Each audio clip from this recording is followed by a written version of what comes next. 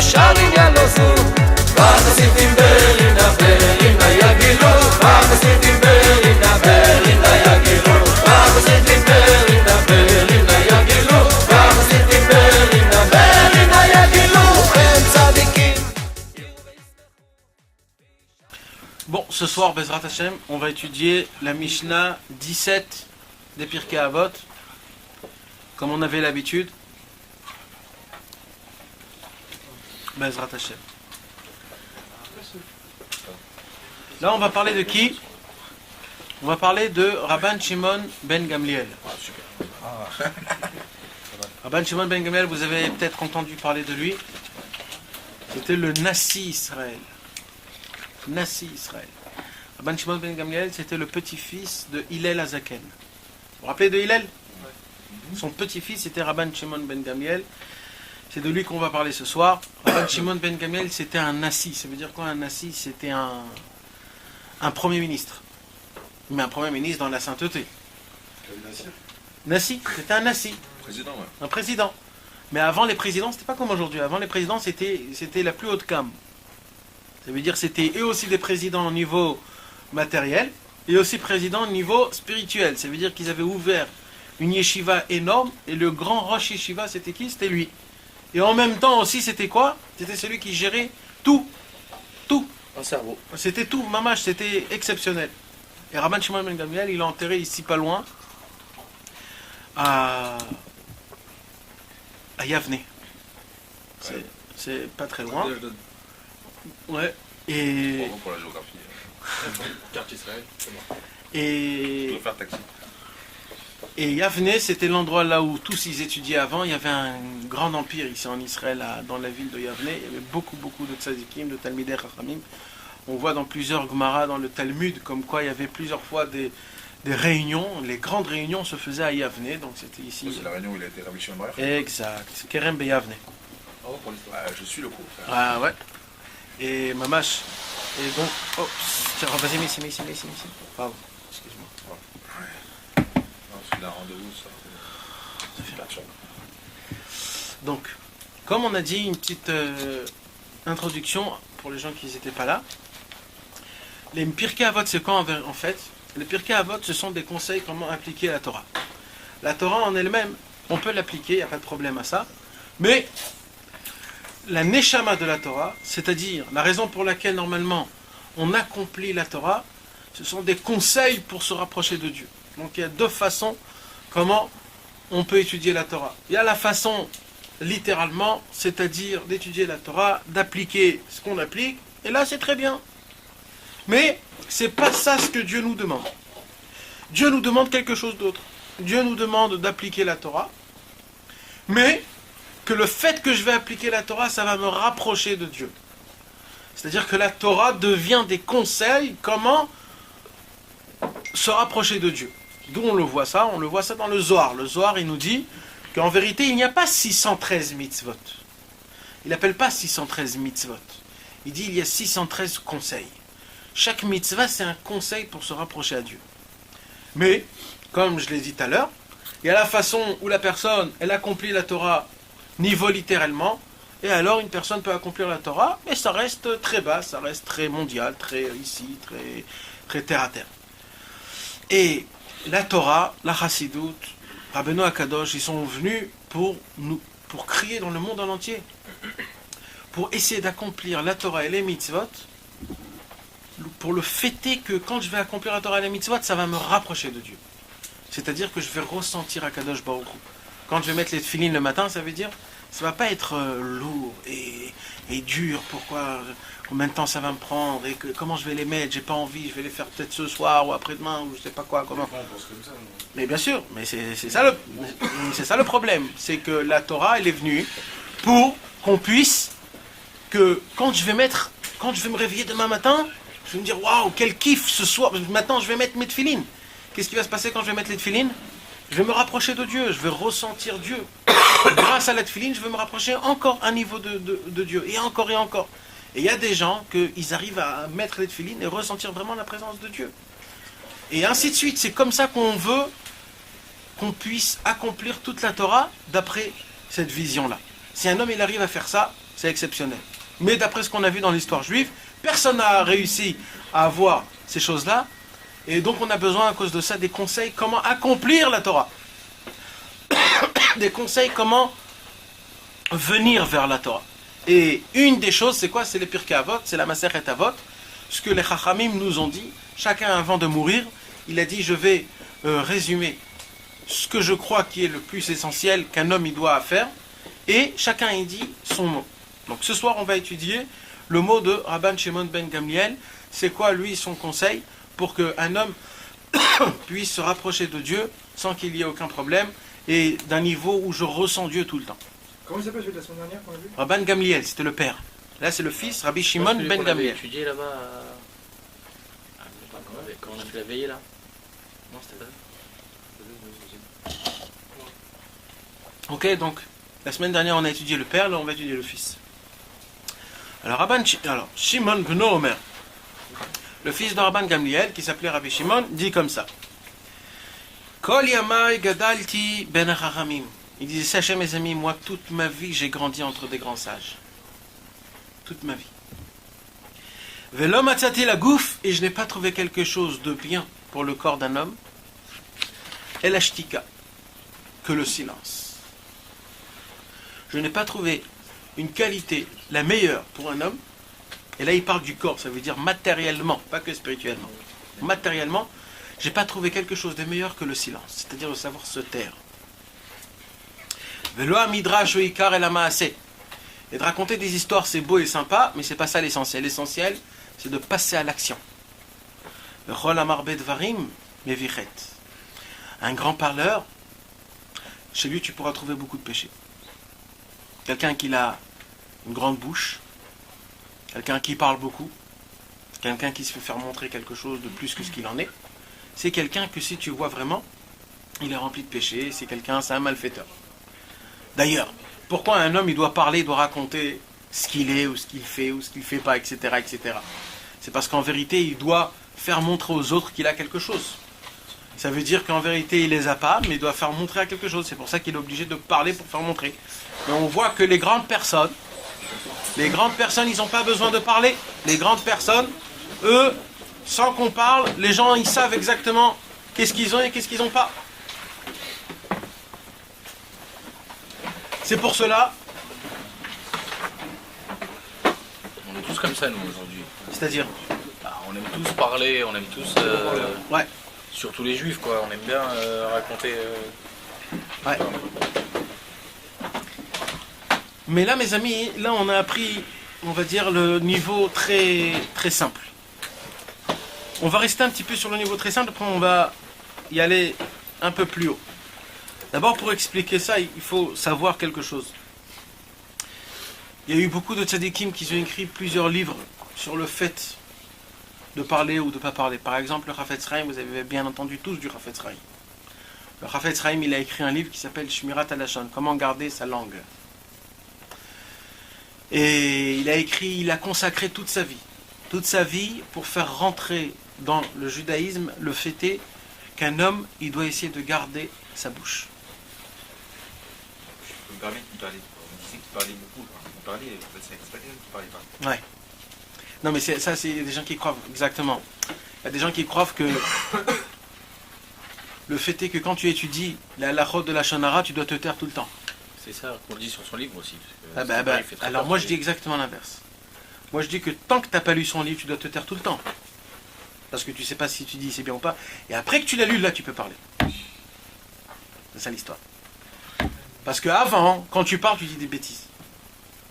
C'est qu'après que tu l'as lu, et la preuve, c'est comme il dit lui. Le Chafetz Chaim, lui, il parlait tout le temps. Parce qu'il savait quoi dire et quoi pas dire. Ne croyez pas que quand on garde sa bouche, ça veut dire qu'on ne peut pas parler. Exactement l'inverse. Vous savez, c'est quoi la différence entre un fou et un homme normal? Le fou, il sait pas qu'il est fou. Non. Le fou et l'homme normal, mes amis. Vous savez, c'est quoi la différence? La différence, c'est que le fou, il dit tout ce qu'il pense, et que l'homme normal, il pense à ce qu'il dit. Vous avez compris? Le fou, il dit tout ce qu'il pense, il pense fort, et l'homme normal, il pense avant qu'il parle. C'est ça la seule différence. Et nous, à qui on ressemble? Non, vraiment. À qui on ressemble? À l'homme normal. À l'homme normal? Ça dépend quand on pense à ce qu'on dit, quoi. Ouais, qu'est-ce qu'on pense à ce qu'on dit? Des fois, on dit des trucs à droite, à gauche, Ouais, on on charrie dit à sans tout penser, va, sans conséquences. on fait des choses qui sont pas très... Vous savez quoi? Pas Michael Seban, pas Michael Seban. Non, mais c'est-à-dire que je dis pas ça dans un sens positif, au contraire, je dis ça dans un sens où on dit ce qui nous intéresse de dire. Ça aussi, c'est vrai, t'as raison, mais ça veut dire, viens, même au fêté, quand on parle avec n'importe qui, n'importe quoi, n'importe comment. C'est un grand problème, malheureusement. Vous savez ce qu'il a dit un jour, le Chafetz Chaim? Un jour, le Chafetz Chaim, il a dit, moi, ce que j'ai besoin d'une seule chose. Je sais que pour vous, c'est un peu dur, on va dire, entre guillemets, parce que ça n'existe pas de dire que c'est un peu dur. Mais entre guillemets, on va dire que c'est un peu dur pour vous de trop garder votre langage. Alors il a dit, le Chafetz Chaim, essayez de penser qu'à chaque parole que vous sortez, vous devez payer de l'argent. C'est tout ce que j'ai besoin que vous pensez. Exact. C'est tout. Hein? C'est pas tout, c'est énorme. Ben, c'est ça. Imagine-toi, mais pourquoi je te dis ça? Parce que vous croyez que le langage d'un homme, c'est comme ça, c'est à tout va, parce que je peux parler. Vous savez qu'à Rosh Hashanah, c'est écrit exactement le nombre de paroles qu'on doit dire à Rosh Hashanah? On doit dire ou qu'on va dire? Qu'on va dire? Vous savez qu'avant qu'un homme il vienne dans ce monde, on dit cet homme-là il va parler tant de paroles. Et vous savez ce qui se passe quand un homme il dépasse ce truc? Il meurt. Eh bien il meurt. Et des fois quelqu'un il meurt, on dit oh là là le pauvre, on sait pas pourquoi, le pauvre. Et à la fin on monte dans le ciel, on se dit bah, il a trop parlé. C'est tout simplement. C'est rigolo mes amis. Mais imaginez-vous, il y a des gens comme ça, hein. Les grands parleurs, ils se font que du mal. Un homme, il a écrit Achaim ve'amavet beyad alashon. Shlomo HaMelech, le sage, le plus sage de tous au monde. Le plus sage au monde. Qu'est-ce qu'il a dit? La vie et la mort dépendent d'une langue. C'est-à-dire un homme peut tuer quelqu'un en lui parlant. Quelqu'un, il peut dire quelque chose sur quelqu'un d'autre, il a tué toute sa vie. Un homme, il sort avec une femme, en chidour, et il y a quelqu'un d'autre qui vient, cette femme, il dit, tu sais, celui-là, il a un petit truc comme ça. Et elle se marie pas avec lui. On dit que pour un chidour, d'après le père, il peut...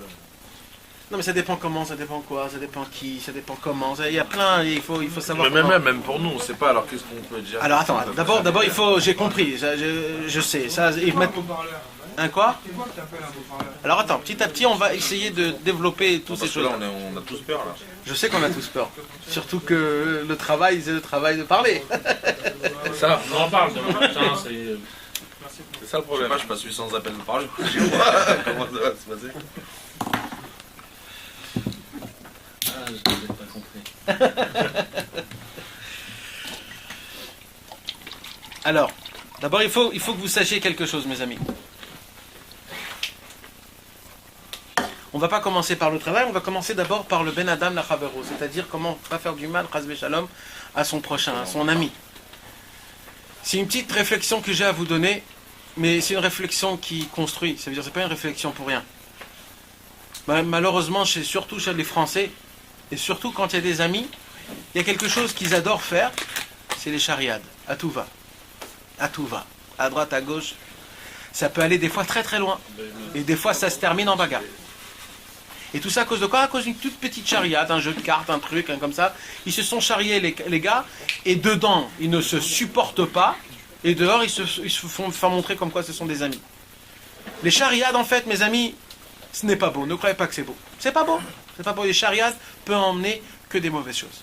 Que des mauvaises choses. Parce que dans chaque chariade, il y a toujours un petit truc de vérité.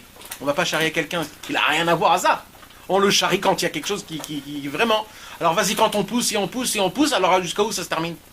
Et ça se termine très loin, malheureusement. Les chariades, c'est ça qu'il dit là. Il a dit, j'ai pas trouvé quelque chose de bien et de mieux pour le corps de l'homme, il dit. Il dit pas pour sa neshama, il dit pas pour son avodat Hashem, il dit pour le corps, pour le corps. Ça veut dire un homme qui doit vivre normalement, gentiment. Tout se fait par la parole. Comment un homme, il se marie? Par la parole. Au début, il fait montrer qui il est. Comment il fait montrer qui il est? Quand il est en chidour, il est en, comment dire en chidour? Il est en rencontre avec la femme. Et il parle, il fait montrer qui il est. Donc toute la personnalité de l'homme se fait montrer par où? Par la parole.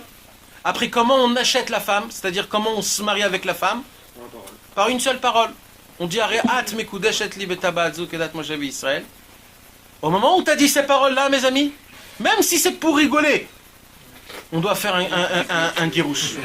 On doit faire un divorce. Non, ben c'est vrai, mes amis, il y a des gens qui malheureusement, ils s'amusent avec ça. Au moment où tu as dit ça, même pour rigoler, ça attrape.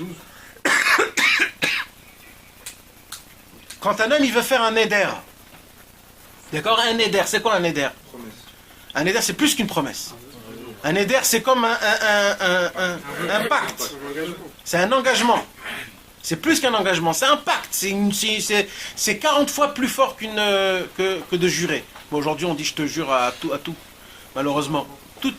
On a tout rabaissé aujourd'hui le niveau des choses qui étaient importantes. Un éder, c'est quoi? Si un homme, il vient, il se dit sur soi-même comme quoi ça, j'ai plus le droit de le faire, ou ça, je vais prendre sur moi que je vais le faire. Cet homme-là, il est obligé de faire par rapport à sa parole. Obligé. Et si Chas v'Shalom, il ne le fait pas, il est écrit des grandes malédictions sur lui. Rien que pour une seule chose. Pourquoi? Parce que le mec, il s'est dit, je vais prendre sur moi avec un éder, que je vais faire ça et ça et ça et ça et ça. Encore une fois, c'est la bouche. Tout se fait par la bouche. La prière se fait par la bouche. On ne peut pas boire un verre d'eau si on ne fait pas une bracha. On bénit Akadosh Baruch Hu. Tout se fait par la bouche. Imagine-toi, essaye de comprendre et de rentrer dans l'histoire. Là, j'ai un verre. C'est assourd pour moi de le boire, ce verre-là. Assourd, j'ai pas le droit de le boire. Maintenant, si je dis quelques petites paroles, ça devient, je peux le boire. Imaginez-vous, une femme, j'ai pas le droit d'aller avec cette femme.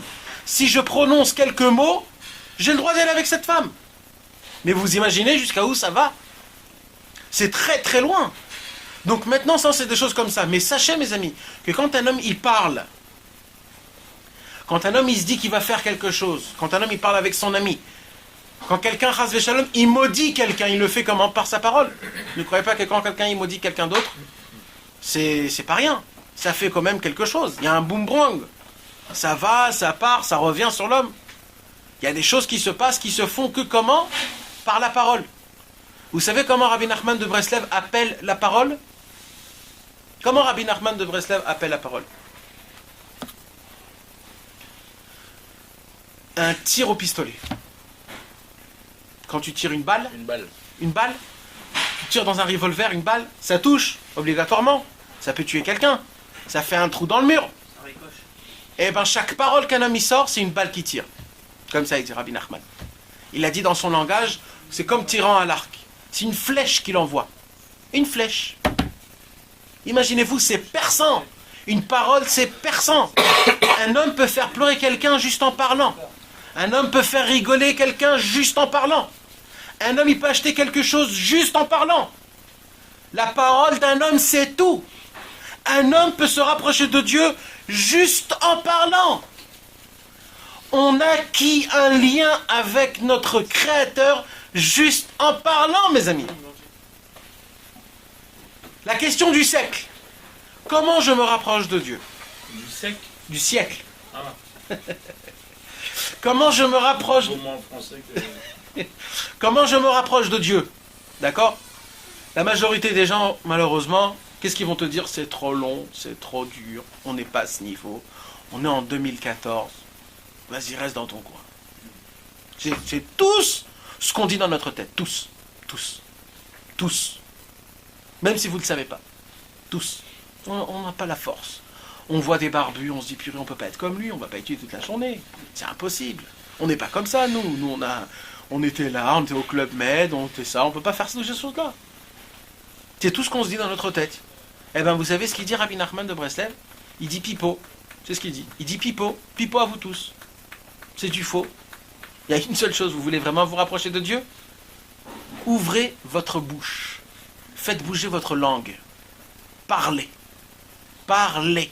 Faites sortir de la voix. Parler, mais quoi? Parler avec Dieu. Parlez avec Dieu. C'est tout. C'est ce qu'il dit Rabbi Nachman de Breslev. Si je vais rentrer avec vous dans la bouche, qu'est-ce que c'est la bouche? Vous allez tomber par terre.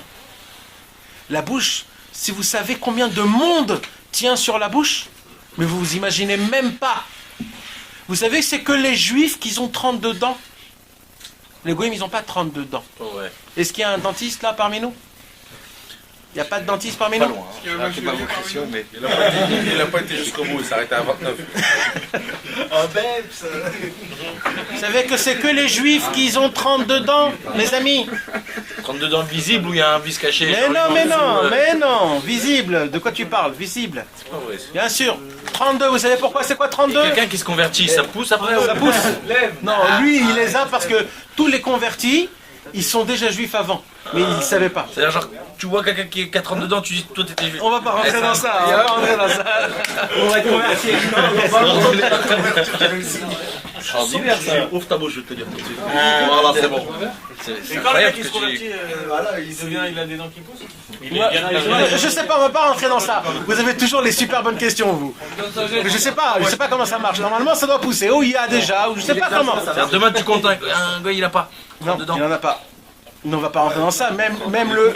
Non mais c'est choquant quand même. Mais attends, mais tu sais qu'aujourd'hui il y a l'ADN juive. Il y a même l'ADN Cohen. L'ADN Cohen dans le sang. Il y a l'ADN qui est que pour les Kohanim. Aujourd'hui, ils ont vu ça dans la science. Il y a l'ADN que pour les juifs. Qu'est-ce que tu crois? Maintenant, mes amis, pourquoi je vous dis sur les dents? Ils ont 30 ou 31 ou 30, non, je sais pas comment ça se passe.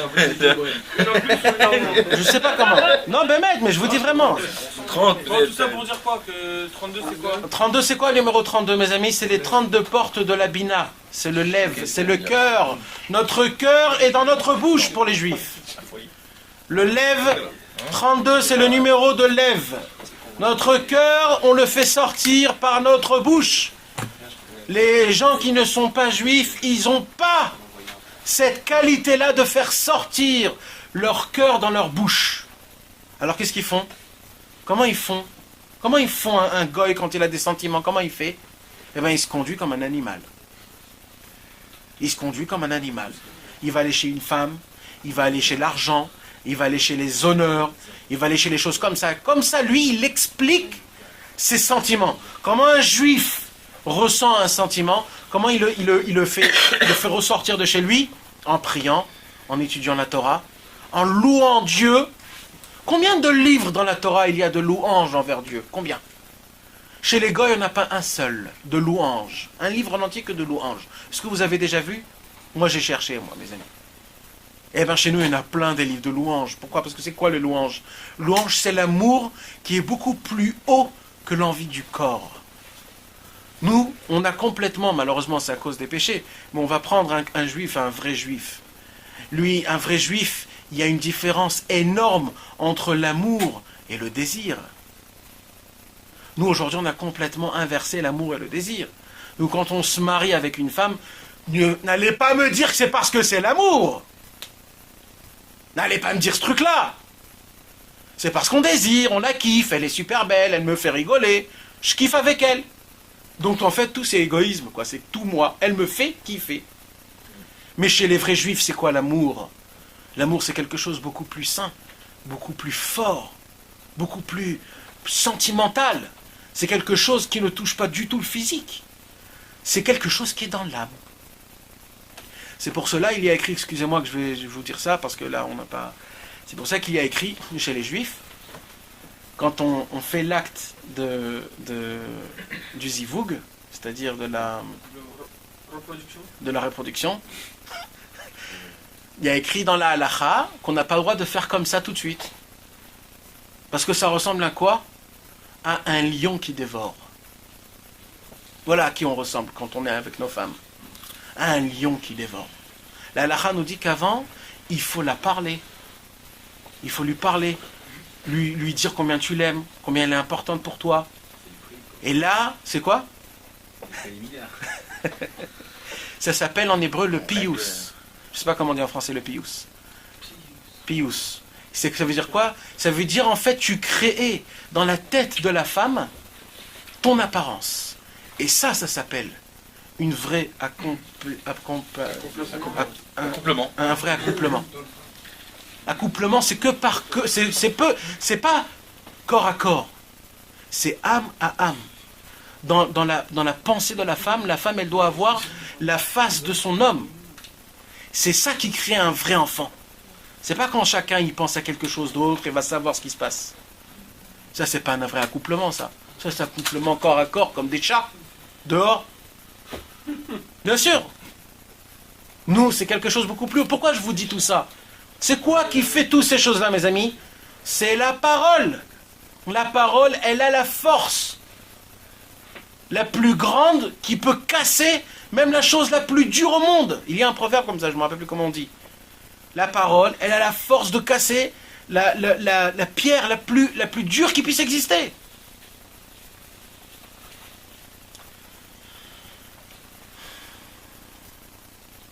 Pour en revenir à ce que je veux vous dire.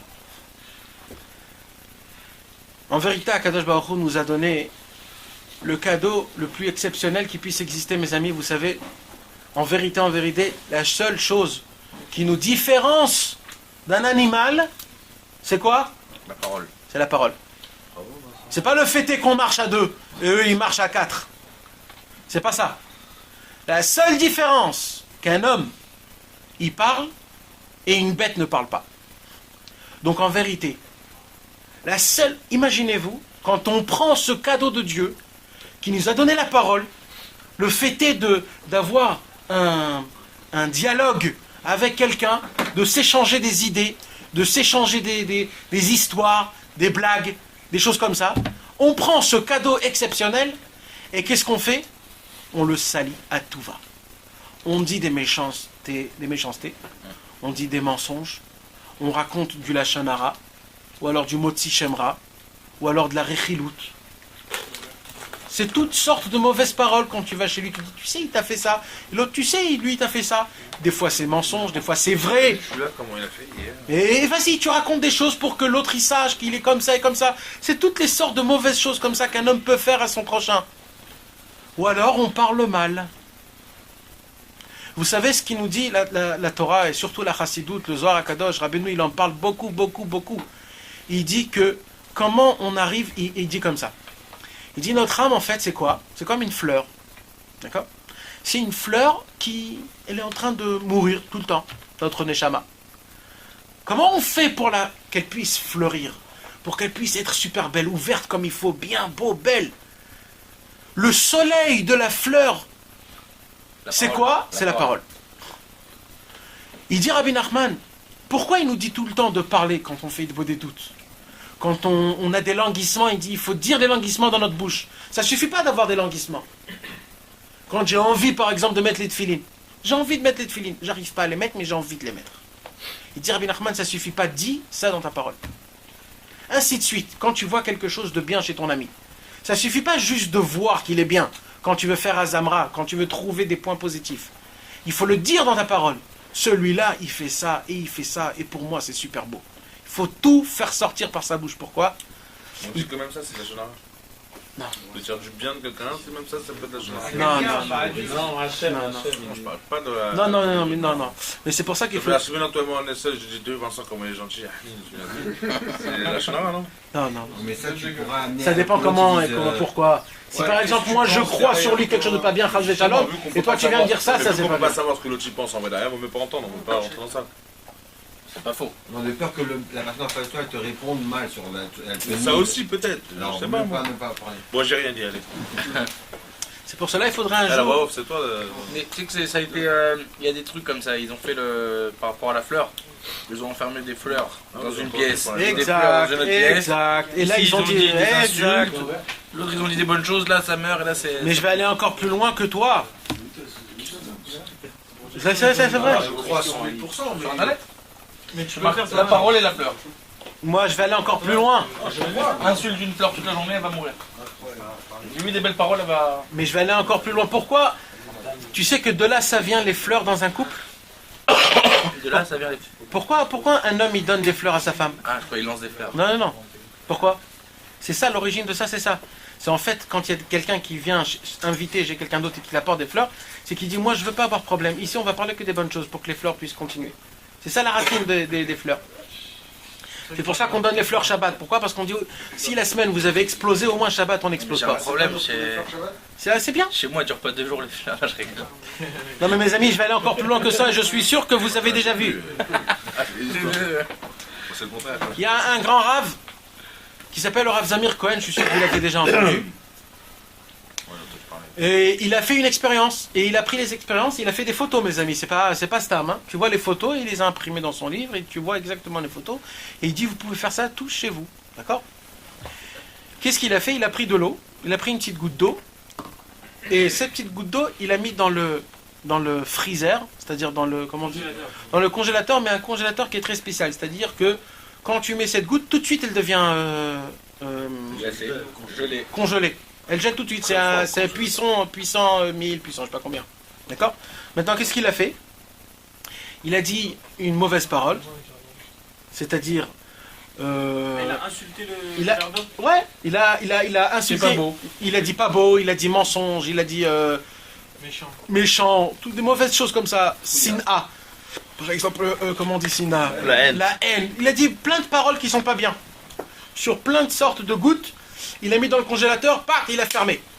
Après, il a pris des gouttes d'eau, et il a dit amour, bénédiction, plein de sortes de paroles bien comme il faut. Et il l'a mis dans le congélateur, il l'a fermé. Après, il a fait ressortir ses gouttes, et il a pris le microscope. Et là, on voit quelque chose, mes amis, d'exceptionnel. Toutes les gouttes là où il a dit des mauvaises paroles, la forme de l'eau, c'est sorti en horrible. Plein de trucs ronds, pas bien du tout, pas beau, horrible. Toutes les paroles, toutes les gouttes d'eau où il a dit des bonnes paroles, c'est sorti c'est sorti les étoiles de neige. Vous connaissez les étoiles de neige? Les super belles comme ça. Mais quand je vous dis, c'est dommage que je n'ai pas, vous pouvez voir dans l'internet. C'est sorti, mais à 100%, ça veut dire, tu vois, c'est de la folie, comme si c'est quelqu'un qui les avait dessinées. Plein de sortes de super belles étoiles de neige. Et les autres, c'était avec des pics Et c'était des trucs horribles, pas beaux, ronds, pas du tout. Horrible, comme si que je sais pas quoi. Et l'eau, elle venait de la même source. Et c'était la même eau. Donc imaginez-vous quand quelqu'un il est là, il prend son verre d'eau, il dit Baruch ata Hashem, Elokeinu melech haolam, shehakol niya bidvaro. Cette eau là, mes amis, elle rentre dans ton corps. Et qu'est-ce que vous croyez qu'elle fait? Elle va pas aller au pipi, hein, cette eau. Cette eau, elle va monter dans le cerveau, elle va monter dans notre sang, elle va nous rendre plus purs, plus saints, plus juifs. Maintenant, il y a quelqu'un qui est juste à côté, il est dans son téléphone en train d'insulter à droite et à gauche, il est en train de parler de business, il est en train de parler de combine, il est en train de parler de bêtises et de méchanceté, et il boit cette eau. Vous savez ce qui se passe dans cette eau-là? Après, il dit, purée, je sais pas, j'ai mal au ventre, je sais pas pourquoi. Et vas-y, reparler. Et c'est comme ça. Pourquoi nous, les juifs, c'est plus facile d'être un vrai homme? Et que les goïs, en 2 secondes, tu peux tout de suite les faire tomber. Ou même les gens qui font pas de bracha, hein, malheureusement. Rien que même ça, juste le fait est de dire une parole sainte, combien ça change le monde? Combien le monde, il change? Comment Dieu créa le ciel et la terre? Par la parole. Dieu, il a pu prendre ses mains et faire ce qu'il a envie. Il a pu construire avec ses mains, il a pu prendre à droite, à gauche, il a pu créer lui-même avec ses mains l'arbre, il a pu créer avec ses yeux, avec ses oreilles, va savoir, je ne sais pas comment. Eh ben non, Dieu, il a voulu, il s'est dit, je vais créer le monde par la parole. Pour que mes hommes, mes enfants, mes juifs, puissent savoir et reconnaître la grandeur d'une parole. Mais vous travaillez dans un travail qui est que de parole, donc même votre parnassa, elle dépend de la parole. Imaginez-vous. C'est quoi la parole, mes amis? Vous savez comment Rabbi Nachman, il appelle la parole? Un jour, j'ai fait une recherche, comment chaque tzaddik, il appelle la parole. Chacun, il dit quelque chose de spécial. Un, il dit, c'est comme je vous ai dit tout à l'heure, c'est une flèche. Un, il dit ça, un, il dit ça, il dit ça. Comment Rabbi Nachman, il appelle la parole? Rabbi Nachman, il appelle la parole une maman. Vous savez pourquoi? Donc de la vie. Non. Parce qu'une maman... Pardon. Une maman, elle donne la vie. Maman, donne la vie. Quel cerveau. Il y a longtemps, très récent là. Pas mal. Une semaine. Pourquoi? Parce qu'une maman, elle est toujours derrière son fils, même quand il est sale, même quand il pue. Et en plein milieu que la maman, elle est en train de lui enlever son caca, elle dit à son fils, combien t'es beau mon fils, combien tu sens bon, t'es trop beau. Même qu'il lui est en train de lui laver son caca. Justement, c'est pour Eh ben Rabbeinu, il nous dit, mes amis, pardon, excuse-moi. Rabbeinu, il nous dit que la parole, c'est notre maman. La parole, c'est notre maman. Pourquoi? Parce qu'un homme, il peut faire ce qu'il peut faire. Il peut faire ce qu'il peut faire, la plus pire des grandes choses. Mais au moment où il fait la chose la plus pire, il dit, oh purée Hachem, je voudrais pas le faire. Au moment où il a fait ça avec sa bouche, c'est comme si que la maman, elle se tient à côté et lui dit, t'inquiète pas mon fils, je suis à côté de toi. Rien que parce que tu as parlé. Ça veut dire un homme, avec ses actions, avec son corps, il peut faire la pire des choses, mais toujours sa bouche, il la garde pour quelque chose de plus haut. Donc c'est quelque chose d'exceptionnel. Maintenant, je vais vous dire quelque chose d'autre. Imaginez-vous, je suis avec quelqu'un, je suis en train de parler avec lui. Maintenant, pendant 1h30, je lui parle, maintenant ce mec ne me parle pas. Ça s'appelle une conversation, ça? Ça s'appelle pas une conversation. Une conversation, c'est quand un, il me parle et l'autre, il me répond. C'est un dialogue. Un dialogue, ok?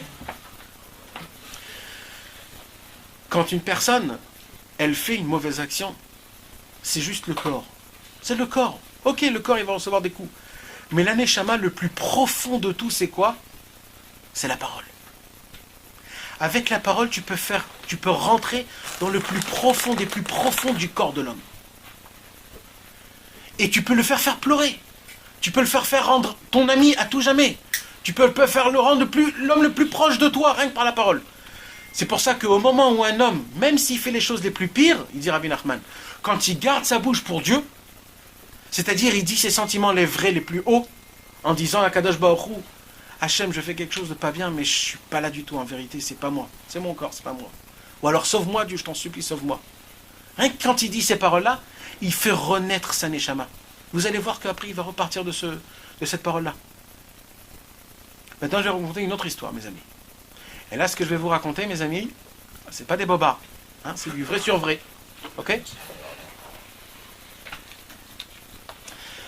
Un jour, Rabbi Nachman de Breslev, il avait un élève qui s'appelait Rabbi Shmuel Isaac. C'est le premier élève, hein? Oui. Non, Rabbi Shimon, c'était le premier élève. Rabbi Shmuel Isaac, c'était un des premiers élèves, tu avais raison. Il est venu avec son ami qui s'appelait Rabbi Yudel. Rabbi Shmuel Isaac, c'était un très grand sadique. Déjà, avant qu'il s'est rapproché de Rabbeinu, lui-même, c'était un admour qui avait plein d'élèves, Rabbi Shmuel Isaac. Il avait c'était un gars exceptionnel, mes amis, exceptionnel. La première fois qu'il vient chez Rabbeinu, Rabbeinu lui parle, comment ça va bien, qu'est-ce que tu fais, qui tu es, comment tu es. Et là, Rabbeinu lui dit, ton travail, toute ta vie, ça sera une seule chose. Mets toutes tes forces dans ta prière.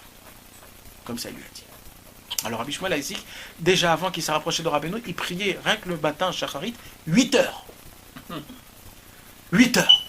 Maintenant, il vient, Rabbeinu, il dit, mets toutes tes forces dans ta prière, ça veut dire quoi? Qu'est-ce que je suis en train de faire là? Rabbeinu lui a fait faire comprendre qu'il ne sait pas du tout prier. Rabbeinu lui a dit comme ça, commence à parler à tes membres. Ça veut dire quoi? Il dit par exemple tes yeux, il regarde un peu à droite à gauche, des fois là, on va pas parler de Rabbi Shmuel Isaac, on va parler de nous. On regarde une femme ici, on regarde un petit film, on regarde une petite arnaque, on regarde des petites choses qui sont pas bien. Alors qu'est-ce qu'il nous dit Rabbi Nachman? Il nous dit Rabbi Nachman, parle à tes yeux, dis à tes yeux comme ça, mes yeux, comment tu oses regarder un tel et un tel? C'est pas la volonté de Dieu. Kadosh Baruch Hu, il veut qu'on garde nos yeux c'est quelque chose de très saint. Et vas-y, convainc, fais convaincre tes yeux de ne pas faire ces choses mal. Et pareil, après tu parles aux oreilles. Mes oreilles, pourquoi tu vas entendre des chants, ou alors des musiques comme ça, ou alors du mensonge, ou alors tu aimes entendre ça. Et pareil, ainsi de suite, avec le nez. Mon nez, je veux pas tomber dans le casse, c'est-à-dire dans la colère. Je veux pas sentir les bossem, comment on dit, le parfum d'une femme, ou alors des choses comme ça, et ainsi de suite. Donc Rabbi Nachman de Breslev, il est venu chez Rabbi Shmuel Isaac, il lui a dit, Rabbi Shmuel Isaac, dès maintenant, dans une des doutes, quand tu vas parler, tu vas te consacrer avec Akadosh Baruch Hu, ce que tu vas faire, c'est que tu vas commencer à parler à tous tes membres. Que tes membres arrêtent de faire des mauvaises choses. Pas Chas Shalom, lui, il faisait des mauvaises choses. C'est-à-dire par rapport à son niveau, quoi. Rabbi Shmuel Isaac, il a dit ok. Il est parti faire une peau des doutes. Il a commencé à parler à ses membres. Il a commencé à parler à ses membres. Et il parlait. Quelques temps après, il est revenu chez Rabbi Nachman. Il dit Rabbi Nachman, excuse-moi, mais ça marche pas. Mes membres, ils font ce qu'ils veulent. Ça sert à rien que je leur parle. Qu'est-ce qu'il lui a dit, Rabbi Nachman? Continue. Rabbi Shmuel Isaac, il est reparti, il a refait. Vous savez ce qui s'est passé, mes amis? Il est revenu chez Rabbi Nachman, il a dit, j'ai un petit problème. Il a dit, c'est quoi ton problème, Rabbi Shmuel Isaac? Il a dit, quand je parle à mon cœur, je lui dis de s'arrêter, il s'arrête. Oh là là. Je lui dis, quand je parle à mes yeux de ne plus regarder, ils ne voient plus. Quand je dis à mes oreilles de ne plus entendre, ils n'entendent plus. Quand je dis à mes mains de ne plus bouger, ils ne bougent plus. Ils m'écoutent tous. Qu'est-ce que vous croyez, mes amis? C'est parce que c'était un tzaddik que ça marchait? Non. Comme tu arrives à draguer une meuf et ça marche avec tes membres. C'est comme ça. La parole, c'est la parole, mes amis. Comme Rabbi Nachman appelle la parole, encore une fois, c'est une épée à deux lames, une lance à deux lames. C'est pas une épée à une seule lame qui coupe. C'est les deux que ça coupe. C'est quoi? C'est notre langue. Notre langue, c'est quoi? Vous savez, c'est équivalent à quoi, la bouche? Dans le corps de l'homme? C'est équivalent au brit. Comment on dit le brit? Vous comprenez tout ce que ça veut dire, le brit? Ouais? Le brit. L'alliance. Pourquoi? Parce que c'est exactement pareil. Qu'est-ce qu'on fait avec notre brit? On apporte des enfants dans ce monde. C'est bien quelque chose d'exceptionnel, non? Mes amis, d'apporter un enfant dans ce monde, c'est pas quelque chose d'exceptionnel? C'est exactement pareil. C'est exactement pareil. Avec ta langue, tu crées tout. On va pas rentrer dans les trucs parce qu'on peut pas rentrer dans les détails. Mais c'est pareil exactement. Si tu penses un petit peu, tu verras que c'est pareil. Et c'est ça la beauté des choses. Il y a même des démons. Hein? Donc, tout se fait avec la bouche. Tout se fait avec la bouche. Vous savez qu'est-ce qu'on dit? On dit que quelqu'un qui salit sa bouche, c'est que son brit est déjà sali. Déjà quoi? Il est déjà sali. Un homme ne peut pas salir sa bouche si son brit n'est pas sali. Si son brit est pur, sa bouche est pure. Et si sa bouche, il la purifie, est-ce qu'il peut arriver à purifier? Ça purifie bien sûr, automatiquement. Ça, c'est plus haut de niveau. Parce que dans la grandeur, c'est plus haut. Ça, c'est plus bas. Ça, c'est plus haut. Donc, vous comprenez jusqu'à où ça va à la bouche, mes amis? La parole, une parole peut convaincre notre corps. Maintenant, vous allez me dire, ouais, mais tout, c'est le cerveau. C'est le cerveau qui dit bouger les mains. C'est le cerveau qui dit à bouger les trucs et tout ça. Ne posez pas de questions. Tout ça, on nous a appris quand on était à l'école. On nous a aussi appris qu'on vient du singe. Est-ce qu'on vient du singe? On ne vient pas du singe. Alors ne venez pas que me dire, ouais, tout c'est le cerveau, parce qu'en fait, on ne comprend pas. En vérité, un homme, il a une possession et un pouvoir de pouvoir être cholette, c'est-à-dire de contrôler par sa parole même ses membres. Ça va, je comme non. Pas de problème. Pas avec la façon de l'inter, pas avec la bouche. Et Il a suffi. c'est ça, un souffle. On peut justement avoir ce avec là. Exact. Razak. Il a suivi. Et À suivre. vous comprenez, mes amis? Je regarderai la vidéo. Il y a écrit que Akadosh Baruch Hu nous a créés par sa face. Betselem Elohim bara et Adam. Dieu nous a créés par sa forme. Comme Dieu a créé le monde par sa bouche, nous aussi on crée des mondes. On crée des mondes par notre parole. Je vais vous raconter une petite histoire, mes amis, qui est très très sympathique. On avait parlé de Rabbi Yosef Karo, vous vous rappelez? Ouais. Rabbi Yosef Karo, c'est celui qui avait écrit le Shulchan Aruch. Ah ouais, mais alors du fou. Voilà. Vous vous rappelez de Rabbi Yosef Karo? Celui qui était en Eretz Israël à Tzfat. Trois différents. Exactement. C'est lui à la fin qui a remporté le truc. Ok? Donc Rabbi Yosef Karo, il avait écrit le Shulchan Aruch. Avant qu'il ait écrit le Shulchan Aruch, je vais vous raconter un petit minag que Rabbi Yosef Karo avait. Vous savez, c'était quoi son minag? C'est sa coutume. Rabbi Yosef Karo, il adorait les Mishnayot. D'ailleurs, ce qu'on est en train d'étudier. Il adorait les Mishnayot. C'était un kiff pour lui de lire les Mishnayot. Comme aujourd'hui, on voit, il y a des vieux qui adorent lire les Teilim et le Zohar. Et bien lui, son kiff, c'était quoi? C'était tout le temps de lire les Mishnayot. Depuis tout petit, il les lisait, même des fois s'il les comprenait pas, depuis tout petit, il n'arrêtait pas de lire. Jusqu'à qu'à la fin du temps, à l'âge de 16 ans à peu près, il connaissait tous les Mishnayot par cœur. Il n'arrêtait pas de les lire. Et depuis qu'il connaissait toutes les Mishnayot par cœur, tout le temps, Rabbi Yosef Karo, tout le temps, quand il parlait, quand il mangeait, toujours, il disait tous les Mishnayot par cœur, tout le temps. Tout le temps. Sa bouche n'arrêtait pas. Tout le temps. Sur les Mishnayot, tout le chasse Mishnayot, les Mishnayot. Ouais, les Mishnayot, c'est quoi? Les Mishnayot, c'est... La Gemara, c'est l'explication des Mishnayot. T'as compris? Dans chaque Gemara, il te montre une Mishnah, et après la Gemara, c'est l'explication de cette Mishnah. Ça, c'est l'explication. Il développe. Il développe. D'accord? Les Mishnayot, c'est ça. C'est ce que les Tanaïm, ils nous ont appris. Les Tanaïm, c'était avant les Amoraïm. C'était juste l'époque et après les Pirkei Avot. C'est Tzadikim là qu'on est en train de parler. Torah Sheba'al Peh. La Torah qui a été orale. Je suis là, non? Mais Kitsour, Rabbi Yosef Karo, tout le temps, il disait des Mishnayot. Pour lui, c'était un grand kiff. Mais surtout, c'était quand il se consacrait vraiment à l'étude des Mishnayot. C'était le Shabbat soir. Nous, le Shabbat soir, après qu'on a mangé, on est complètement explosé.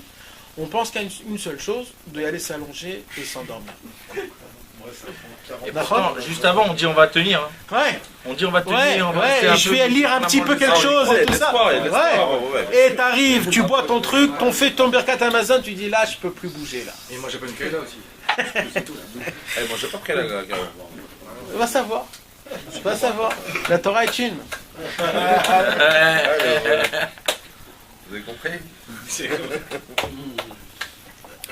Le Shabbat soir, Rabbi Yosef Karo, depuis tout le temps, il prenait les Mishnayot, il les étudiait. Si je ne me trompe pas, à l'âge de 22 ans, Rabbi Yosef Karo, un Shabbat soir, il fait sa coutume, il termine de manger le soir, et il se prépare à étudier les Mishnayot. Il ouvre les Mishnayot, il commence à lire, et d'un coup, il reçoit un coup dans la tête. Comme si quelqu'un lui donne une baffe par derrière. Bam! Et sa tête, elle bouge comme ça. Il a comme un torticolis, il ne peut plus bouger. Il reste comme ça, et d'un coup, il y a une voix qui sort de sa bouche. Une voix. C'est sa voix, non? C'est pas sa voix, c'est pas lui qui parle, mais il y a une voix qui sort de sa bouche. Et cette voix, elle lui dit, « Je suis ta Mishnah. » Alors il lui dit quoi? Il lui dit, le fait est que tu es en train toujours de lire les Mishnayot, dans le ciel, toutes les paroles de Mishnayot se sont construites en malach. Tu m'as créé. Je suis le malach de Mishnayot de toi. Tu m'as créé. Il a dit, maintenant je vais être toujours à côté de toi. Je vais te dévoiler des secrets. Tout ce qu'il faudra faire, je vais te le dire. Tout ce qu'il ne faudra pas faire, je vais te le dire. Et je vais te donner encore plein de choses pour que je puisse sortir de ton corps, pour que tu puisses me voir. Après, je vais te donner encore plein de choses pour que tu puisses me voir tout le temps. Parce qu'il y aura des fois où tu pourras me voir, des fois tu ne pourras pas me voir. Après, je vais te dévoiler des secrets sur secrets. Et tout ça, ça a été écrit dans un livre qui s'appelle Magid Mesharim. Tout ce que cet ange-là lui a dévoilé. Tout. Et mes amis, si vous lisez ce qu'il y a là-bas, vous déconnectez. D'abord, là-bas, il lui dit, comme tu manges, tu dois faire des Mishnayot. Parce que maintenant que tu m'as créé, je suis quelqu'un de vivant. Il faut que tu dises le maximum de Mishnayot pour que je puisse continuer à vivre. Donc, et il lui dit des choses de folie. Il lui dit, quand tu manges, il ne faut pas une seule seconde que tu t'arrêtes de penser à moi. Il dit, tout le temps, pense à moi. Et il lui dit, dans le ciel, on a été posek la halakha comme toi. Dans cette halakha-là, tu t'es trompé.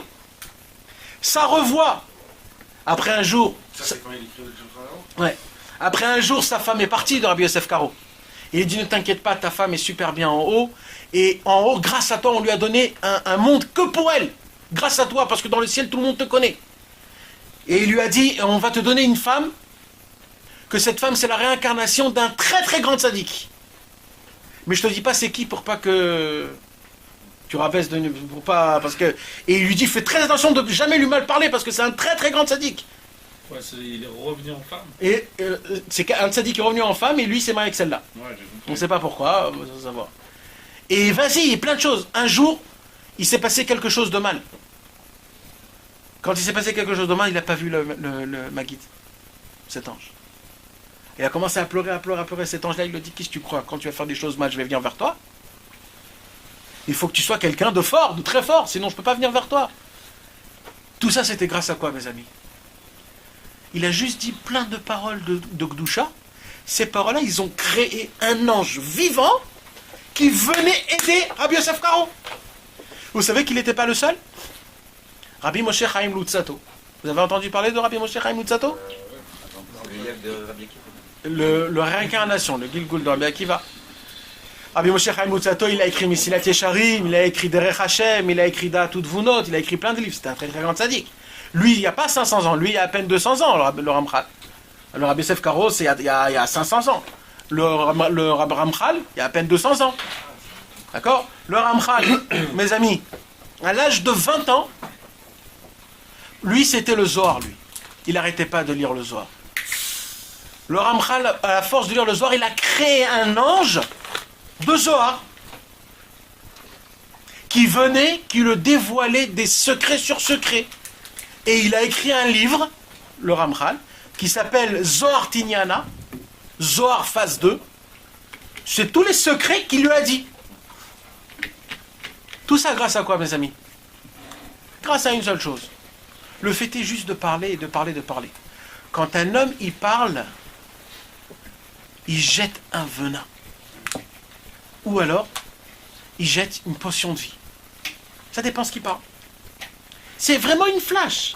C'est une balle. Maintenant, si c'est une bonne balle, c'est bien. Si c'est une balle, le mec, il est touché, il meurt. Ben, mec, c'est comme ça, mes amis. C'est vraiment, vraiment comme ça. C'est pour cela que Rabbi Shimon, le fils de Rabban Gamliel, il vient, il nous dit, moi, ce que j'ai conclu dans toute ma vie, c'est que toute ma vie, j'ai grandi entre des sages. Vous savez, là, c'est quoi ce poids-là quand il dit ça? Il y en a beaucoup qui ne peuvent pas dire ça. Hein. Toute ma vie, j'ai grandi entre les sages. Vous savez, c'était quoi sa grandeur à Rabbi Shimon, mes amis? Rabban Gamliel était marié avec une femme. Rabban Gamliel, il n'a pas eu beaucoup d'enfants, il n'a eu que Rabbi Shimon. Mais après beaucoup, beaucoup de temps. Quand sa femme est rentrée enceinte, elle a dit, moi, j'ai rien à faire, j'ai pas d'enfants. Je vais aller dans le Beth Hamidrash. Pendant les 9 mois, mes amis, elle était dans le Beth Hamidrash. Pourquoi? Pour entendre la voix de l'étude de la Torah. Elle a dit, moi je vais mettre chez les femmes. Comme ça, mon bébé, pendant 9 mois, il va écouter la Torah 24 heures. C'est pas comme aujourd'hui. Aujourd'hui, on étudie de 10h à 1h. Après, il y a la Hafsaka. Après, il y a 2-3 heures. C'est pas comme ça. Avant le Beth Hamidrash, c'était matin, midi, soir.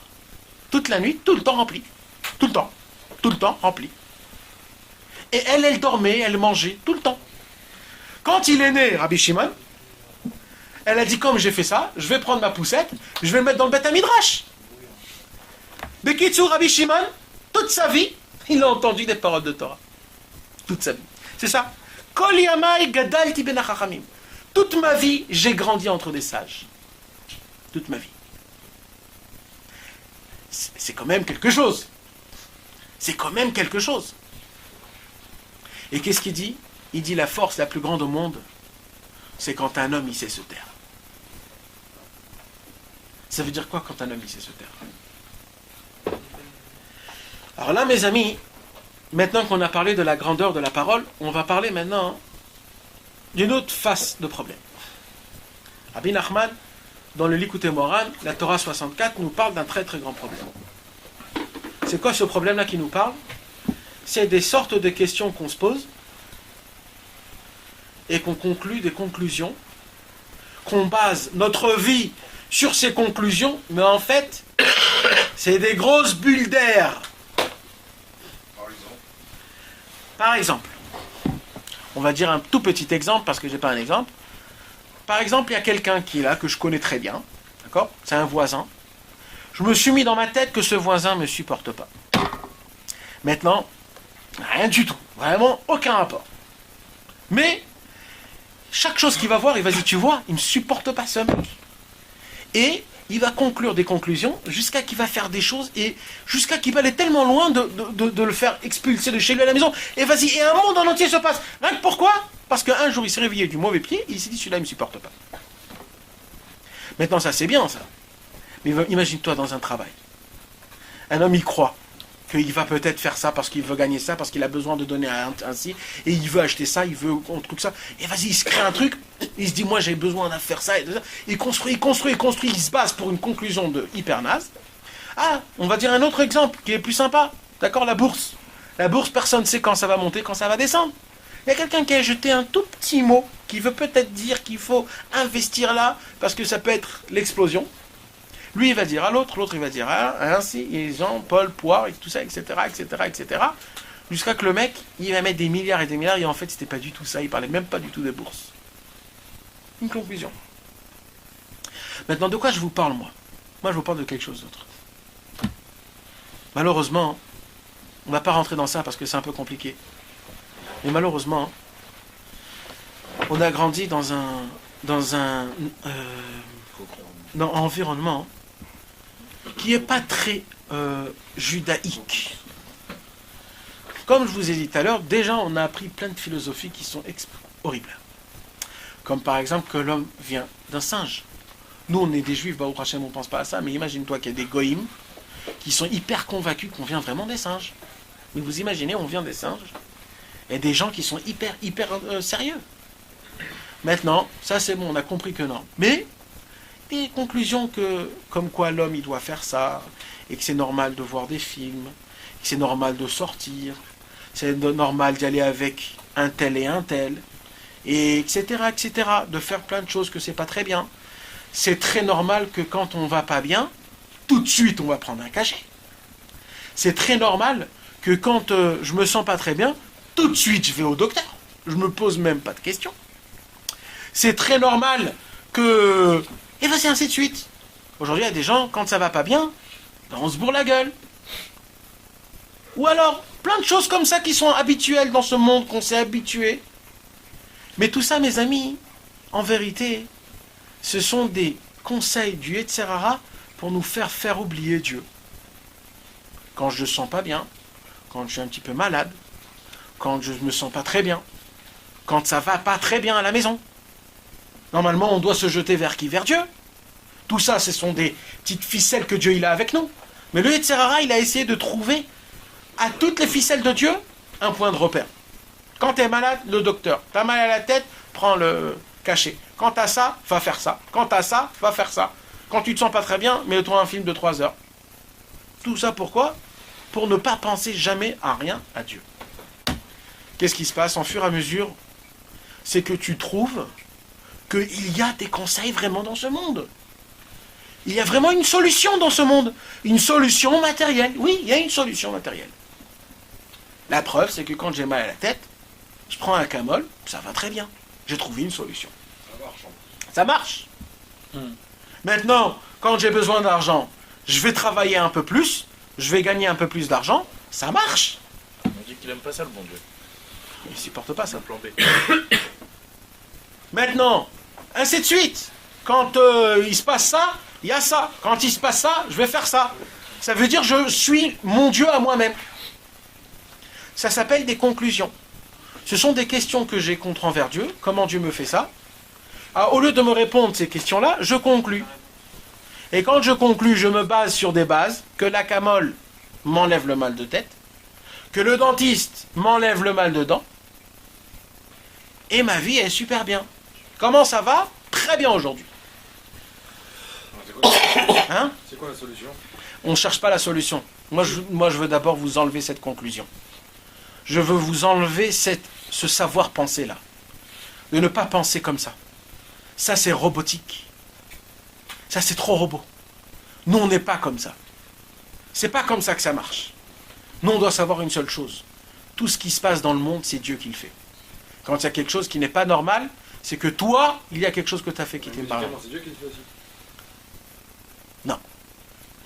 C'est Dieu qui l'a fait. Mais tout, c'est Dieu qui l'a fait. Même les tavotes, c'est Dieu qui l'a fait. Ça veut rien dire tout ça. Non, mais Mais non, mais attends. contre ça. Mais attends, moi je dis pas qu'il faut pas aller, mais c'est pas ça. Moi je dis une autre chose. Je dis le fait est que quand tu as mal à la tête, tu ne penses même pas un millième à Dieu. Tout de suite, tu penses au cachet. C'est ça que moi je parle de ça. D'ailleurs, celui qui est en cachet, je m'arrête.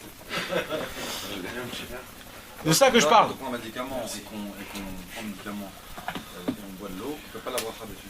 C'est vrai. Parce que tu bois pas pour toi-même, tu bois pour le médicament. Quand le médicament il n'a pas de goût, tu bois pas sans le... C'est comme du pain. Quand tu manges un piment avec du pain, tu fais pas la bracha sur le pain. Parce que... C'est pour savoir ça. Bien sûr, parce que le Icar et le Tafel. Tu manges le piment parce qu'il est trop fort, alors pour ça tu manges du pain. Je mange que des piments. Incroyable ça. Exact. Et sur le piment, on fait pas de prière. Parce que c'est rare. T'as envie de manger Donc du tu fais pain. pas de prière. C'est pour ça que c'est pas très bien manger sans bracha, donc avant tu fais T'as chaque envie de jour. manger du pain. Bravo, pas faire ça. Dans un poche, piment. Là, seulement si on mange un piment. Après, si ça tombe l'appétit, de manger pas. Parce que c'est harif, c'est mazik. On ne fait pas une bracha sur quelque chose qui est mazik. Par exemple, Chas Veshalom, à Yom Kippour, si tu manges un piment à Yom Kippour, tu n'as pas fait d'Avera. Tu as fait une Avera, mais tu ne reçois pas un péché. C'est pas karet. Parce que ça ne s'appelle pas un manger. Un oignon, je crois que c'est pareil. C'est pour ça, c'est pour ça. Là, on est un peu parti, là, les amis. Alors, tu fais la Dès que tu dis piment, tout le monde s'excite. Ça va, les gars. Dis encore 2 jours, vous allez manger le piment. Par contre, si tu prends un jus et que tu bois avec ça le cachet, tu fais la bracha dessus. Parce que le jus, il a du goût. Il est sucré, ouais. Nathan, Hein? on peut pas tout arrêter de tout auto. On peut quand même. Non, on peut faire les deux quand même, non? Vivre dans un monde d'aujourd'hui, mais en mettant HM partout. Ouais, attends, alors, attends. Non, Même si c'est vrai tout ce que tu dis, on peut pas tout arrêter comme ça. Travailler moins, Tout. Mais là, il a pas demandé d'arrêter, de continuer, mais il va nous expliquer comment continuer. moi j'ai vu une seule chose, de changer la façon de penser, c'est tout ce que je veux. De changer la façon de penser. On peut dire merci Hachem, médicaments comme ça, je vais aller mieux. Jordan, ouais, Jordan, qu'est-ce qu'il a dit Dieu? Parce qu'il veut compenser Hachem Ni avant ça. Hachem refera. Oui, mais par l'intermédiaire. Nachon, La mais preuve, il c'est faut... que même les médecins, on sait très bien que c'est pas le médecin de la guérison, c'est Hachem, mais quand même, on a besoin du. Ça passe par lui. Il faut dire Hachem. Tu sais qu'il y a une bracha qu'il faut dire avant le cachet. Il faut dire Hachem, le vrai docteur c'est toi. Alors fais que, quand je prends ce cachet, que la guérison se fait par ce cachet. Mais c'est que toi, c'est rien du tout. Mais ça il faut le dire, dans la bouche. On a parlé tout le cours sur la bouche. Je pense pas. J'étais un raf. Ouais, là, vraiment, à la limite. Comment je fais pour faire ma croyance, c'est toi l'acte du monde. C'est pareil. Que tu donnes la guérison même sans le cacher. Exact, c'est de ça que je parle. On s'est complètement matérialisé. S'ils sont priés, C'est complètement matérialisé. mais ça détériore peut-être ma image.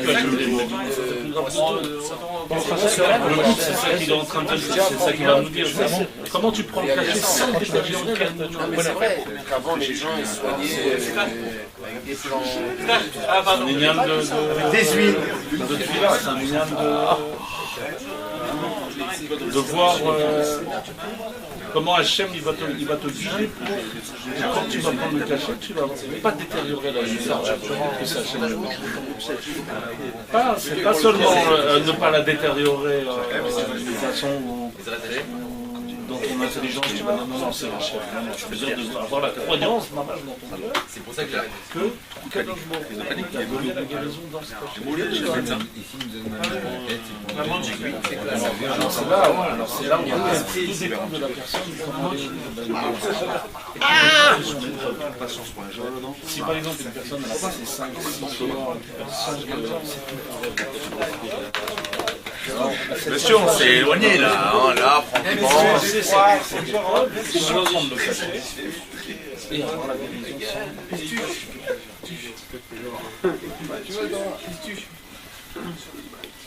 Essayez de. Messieurs, Essayez de nous aider à comment parler. continue la solution parce que c'est la clé là. Je te dis la vérité. C'est vrai ou pas, franchement? Mais c'est pas encore ça exactement le problème que... Parce que moi je vais vous dire c'est quoi le pire de tout ça. Moi je vais pas vous parler de ce problème-là. Vous savez, dans un computer, dans un ordinateur, il y a des programmes. Ok ? Tu mets un programme, l'ordinateur il fonctionne par rapport à ce programme. Quand tu mets un deuxième programme, l'ordinateur il fonctionne par le même programme. Maintenant, mets tes deux mêmes programmes. Il va bugger. Quand tu mets par exemple 4-5 programmes, par exemple, pour voir des films, quand tu appuieras pour allumer le film, il ne saura plus où prendre, donc il va bugger. Quand tu mets le même programme sur le même ordinateur, ça ne marche pas très bien. Notre problème à nous, c'est que Akadosh Baruch Hu nous a donné une façon de vivre, mais la matérialité nous a fait faire penser, regarder et vivre d'une autre façon que la Torah. Donc qu'est-ce qui se passe, c'est qu'on bug. Ça veut dire quoi qu'on bug? On se pose des questions. Il se passe quelque chose, mes amis, et là on se dit, quand il y a des problèmes, on remet toujours sur Dieu. C'est jamais, quand il y a des bonnes choses, on oublie Akadosh Baruch Hu. Quand il y a des problèmes, toujours on dit, mais purée, pourquoi Dieu tu me fais ça? Aujourd'hui j'ai fait mincha, pourquoi tu me fais faire une galère? Ça veut dire quoi? Tout est donnant. Tant que tu crois que Dieu il te doit quelque chose. On a l'impression que l'inverse aussi, c'est comme ça. Non, c'est pas comme ça. Je vous ai déjà dit des milliards de fois que c'est jamais comme ça. Non, des fois on fait pas et on se mange des claques. Enfin, on a l'impression de se manger des claques. Ouais, mais la majorité des problèmes, c'est que quand on commence un petit peu à faire des choses, on croit que Dieu nous doit quelque chose et on commence à se poser des questions. Voilà, c'est même ici, ça n'a pas incité à quelque chose, c'est que tu as ça ou ça. Non, ça c'est des questions sur soi-même, pas sur Dieu. Là, tu te poses des questions. Là, tu remets la question vers Dieu. C'est deux choses différentes. Quand tu te remets en question, il n'y a pas de problème à ça. Non, pas de remettre en question. J'ai dit quand tu fais comme ça, au final, tu as le droit à ça, ce que tu as dit tout à l'heure. Quand tu fais des mauvaises actions, des mauvais trucs, il y a des conséquences qui viennent de Dieu. Non, mais moi je parle pas de ce niveau. Ça se passe tout seul, c'est pas par rapport à toi-même. Moi je parle d'une autre chose. Quand on a un problème, on a une question, comment Kadosh Baruch Hu il me fait faire des choses comme ça? Comment Dieu il amène la Shoah? Comment Dieu il a tué 6 millions de juifs, des enfants? Est-ce qu'il y a un tueur plus grand que ça? Un homme qui tue des enfants? Comment Kadosh Baruch Hu il fait des choses comme ça? Comment Kadosh Baruch Hu il tue des enfants? Comment Kadosh Baruch Hu il prend des âmes et des familles et des trucs comme ça? Ouais, mais ça c'est pas parce que lama, c'est lama. C'est-à-dire c'est pas en jetant tout, en vomissant, c'est en disant pitié, prends-moi par pitié miséricorde. C'est pas parce qu'il râle. Alors je mérite pas, mais c'est pas d'accord. Ouais, c'est mieux. Donc qu'est-ce qui se passe? Moi je vous parle en grande chose, mais ce qui se passe c'est que des fois on a des questions qu'on se pose sans même savoir qu'on se la pose. Des questions qu'on se pose et qu'on se dit que le monde n'a pas de justice. Est-ce que c'est vrai ou c'est faux ce que je vous dis? Tout le temps on se dit le monde n'est pas juste. Tout le temps. Et ça, qu'est-ce qu'on fait dans sa tête? On conclut des conclusions. On conclut que quoi? Que si le monde n'est pas juste, moi aussi je ne deviens pas juste. Et vas-y, je vais devenir comme eux. Et c'est comme ça que je ne me conduis pas comme il faut. Il y a une histoire dans la Gemara que la Torah nous raconte. Moshe Rabbeinu, quand il a voulu donner la Torah du ciel, il a dit à Akadosh Baruch Hu, comme c'est moi qui va donner la Torah du ciel, fais-moi montrer tous les plus grands, toutes les générations, tous les grands, tous les meneurs, tous les conducteurs. Fais-moi les montrer. Et Akadosh Baruch Hu lui a fait montrer toutes les générations. Quand il lui a fait montrer toutes les générations, il lui a fait montrer la génération de Rabbi Akiva. Quand il a vu Rabbi Akiva, Moshe, il était émerveillé. Il a dit, c'est quoi cet homme? Il donne des explications à la Torah, même des explications que même moi, je ne connais pas. Alors Moshe Rabbeinu, il dit à Akadosh Baruch Hu, fais-moi montrer comment il va mourir cet homme-là. Et là, Akadosh Baruch Hu fait montrer à Moshe Rabbeinu comment Rabbi Akiva est décapité. Et là, Moshe Rabbeinu pose une question. C'est ça sa Torah? Et c'est ça sa récompense? Dépecé. Vous savez qu'est-ce qu'il lui a répondu à Akadosh Baruch Hu? Tais-toi. Tais-toi. Vous savez, quand il a dit là, je n'ai pas trouvé la meilleure chose au monde que le silence, Rabbi Nachman de Breslev, il nous explique de ça quelque chose de très grand. Quand par exemple quelqu'un, il me dit sur moi des mauvaises choses, et que moi je me tais, normalement qu'est-ce que ça veut dire? Que je m'écrase. Rabbi Nachman de Breslev, il me dit, quand je me tais, c'est la réponse la plus forte qui puisse exister. C'est pas que je m'écrase. c'est que ma réponse est tellement forte qu'elle ne peut pas s'habiller par des paroles. C'est pour ça, quand je me tais, c'est ça la réponse, de se taire. Je me tais. Ça a un rapport avec la honte. C'est plus fort que la honte. T'as raison, ça touche la même chose. Qui te dit quelque chose de mal et que tu dis rien, c'est honteux pour toi, Ouais. et en même temps, c'est vrai que c'est Ouais, fort. mais ça, c'est s'écraser, ça. Ça, c'est s'écraser. Tu t'écrases et t'es plus fort que lui. Moi, ce que je te dis, c'est que je m'écrase pas. Le fait que je me tais, c'est ma réponse. Parce que les questions que tu vas venir me poser, il n'y a pas de réponse à ça niveau parole. C'est en me taisant que je te réponds. C'est en me taisant. C'est comme ça ma réponse. Et il n'y a aucune réponse à ces questions-là. Lesquelles questions? Comment Hachem il me fait ça? Comment le monde il est comme ça? Pourquoi il y a des galères comme ça?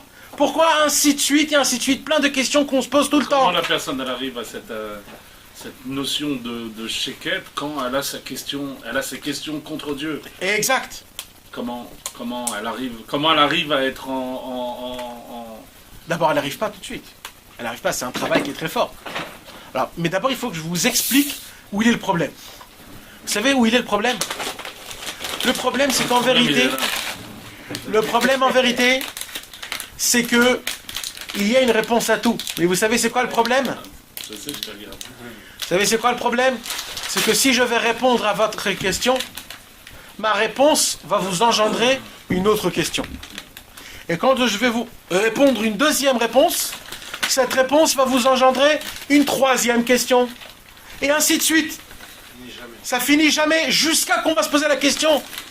Une question où on parle vraiment que de Dieu et qu'on va remettre en question Dieu. Alors dès le départ, qu'est-ce que je vous dis? Une réponse à cette question, elle est que dans le silence. Ça veut dire quoi le silence? Ça veut dire que c'est tellement haut qu'elle ne peut pas s'habiller dans une parole. Et comme elle ne peut pas s'habiller dans une parole, je vais vous promettre, mes amis, vous ne pouvez pas comprendre ça. Mais croyez-moi que le fait est qu'un homme se tait, il y a même dans son silence une réponse. Donne un exemple. Un exemple. S'il sait qu'il se tait parce que c'est ça sa réponse. Non, un exemple. Je ne sais pas si vous allez ressentir cet exemple, mais vous avez bien des enfants, il y en a beaucoup de personnes qui ont des enfants. Des fois, les enfants, ils sont tellement purs que les enfants, des fois, posent des questions qu'on ne sait pas du tout quoi leur répondre. Oh là là. Alors, des fois, qu'est-ce qu'on dit aux enfants, les parents qui sont propres?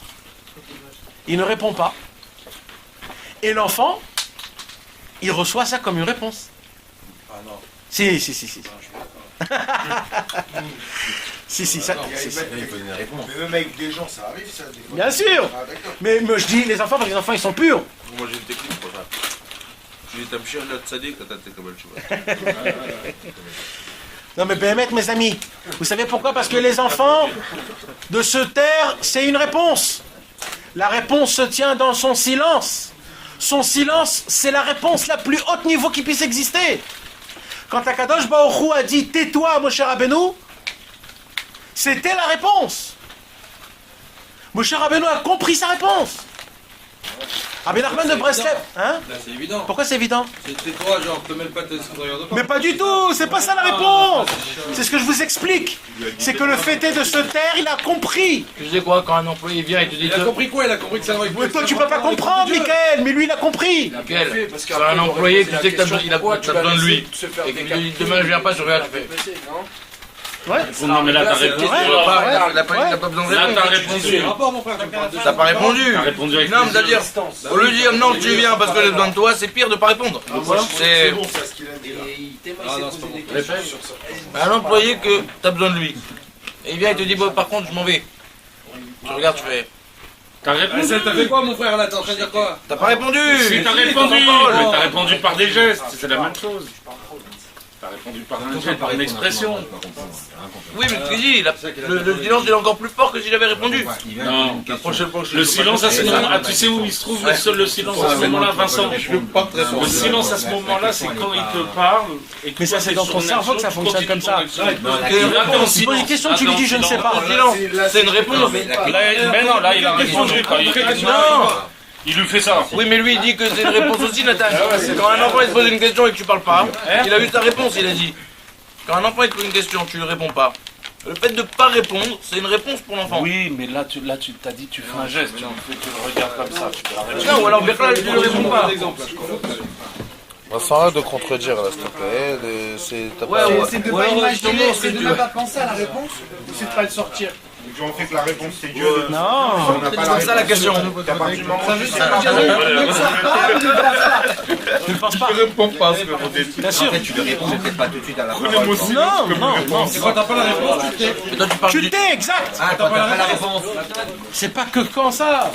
Ma pitom, c'est pas quand t'as pas la réponse. Il a dit je toque. Tu dis soit tu lui dis, je peux le dire. Mais non, il parle sur des. Ça veut dire que ton silence, ça sera ta. Mais non, il parle sur des questions qu'on peut pas comprendre. Ton silence. Je reprends l'exemple tout à l'heure qui te dit qu'il y en face de toi et qui te déchire. Le fait est que tu vas te taire, dire tu ne réponds pas, tu le sors pas de ta vie, tu ne déchires pas. C'est de là qu'on apprend. Tu penses dans ta tête, il ne faut même pas penser dans ta tête que tu as envie de le déchirer. Oui, mais est-ce que l'autre il perçoit comme si tu lui as répondu mieux que si tu l'as insulté comme ça? Faut qu'il t'en fasse. C'est ça le truc. Ouais, mais ça, on peut pas dire que t'as envie de le tuer et tu parles pas. Est-ce que le mec il perçoit que. Ouais. Ouais. Justement, le truc, c'est que tu n'es pas censé bouillir. Tu n'es pas censé t'atteindre. Donc tu ne dois pas penser à la réponse. Attends, je crois qu'on s'est évadé là. Moi personnellement, j'ai rien compris. Bah, juste un peu. Non. C'est nuancé, ça peut vouloir dire plusieurs choses en vrai. Le silence pour le Khinour, c'est pas mal. Non, je parle pas du Khinour. Je parle pas de ça. On a besoin de plus d'explications là. J'ai dit des fois. C'est un exemple d'abord. D'abord, j'ai pris un exemple. Quelle question par exemple? Alors donne un exemple de la question de l'enfant.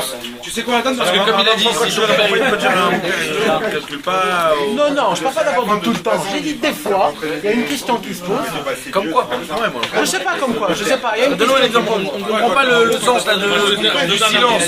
Est-ce que c'est un silence qui donne une réponse? Je te donne un petit exemple. Par exemple, il y a dans une conversation où la personne, elle a une épreuve.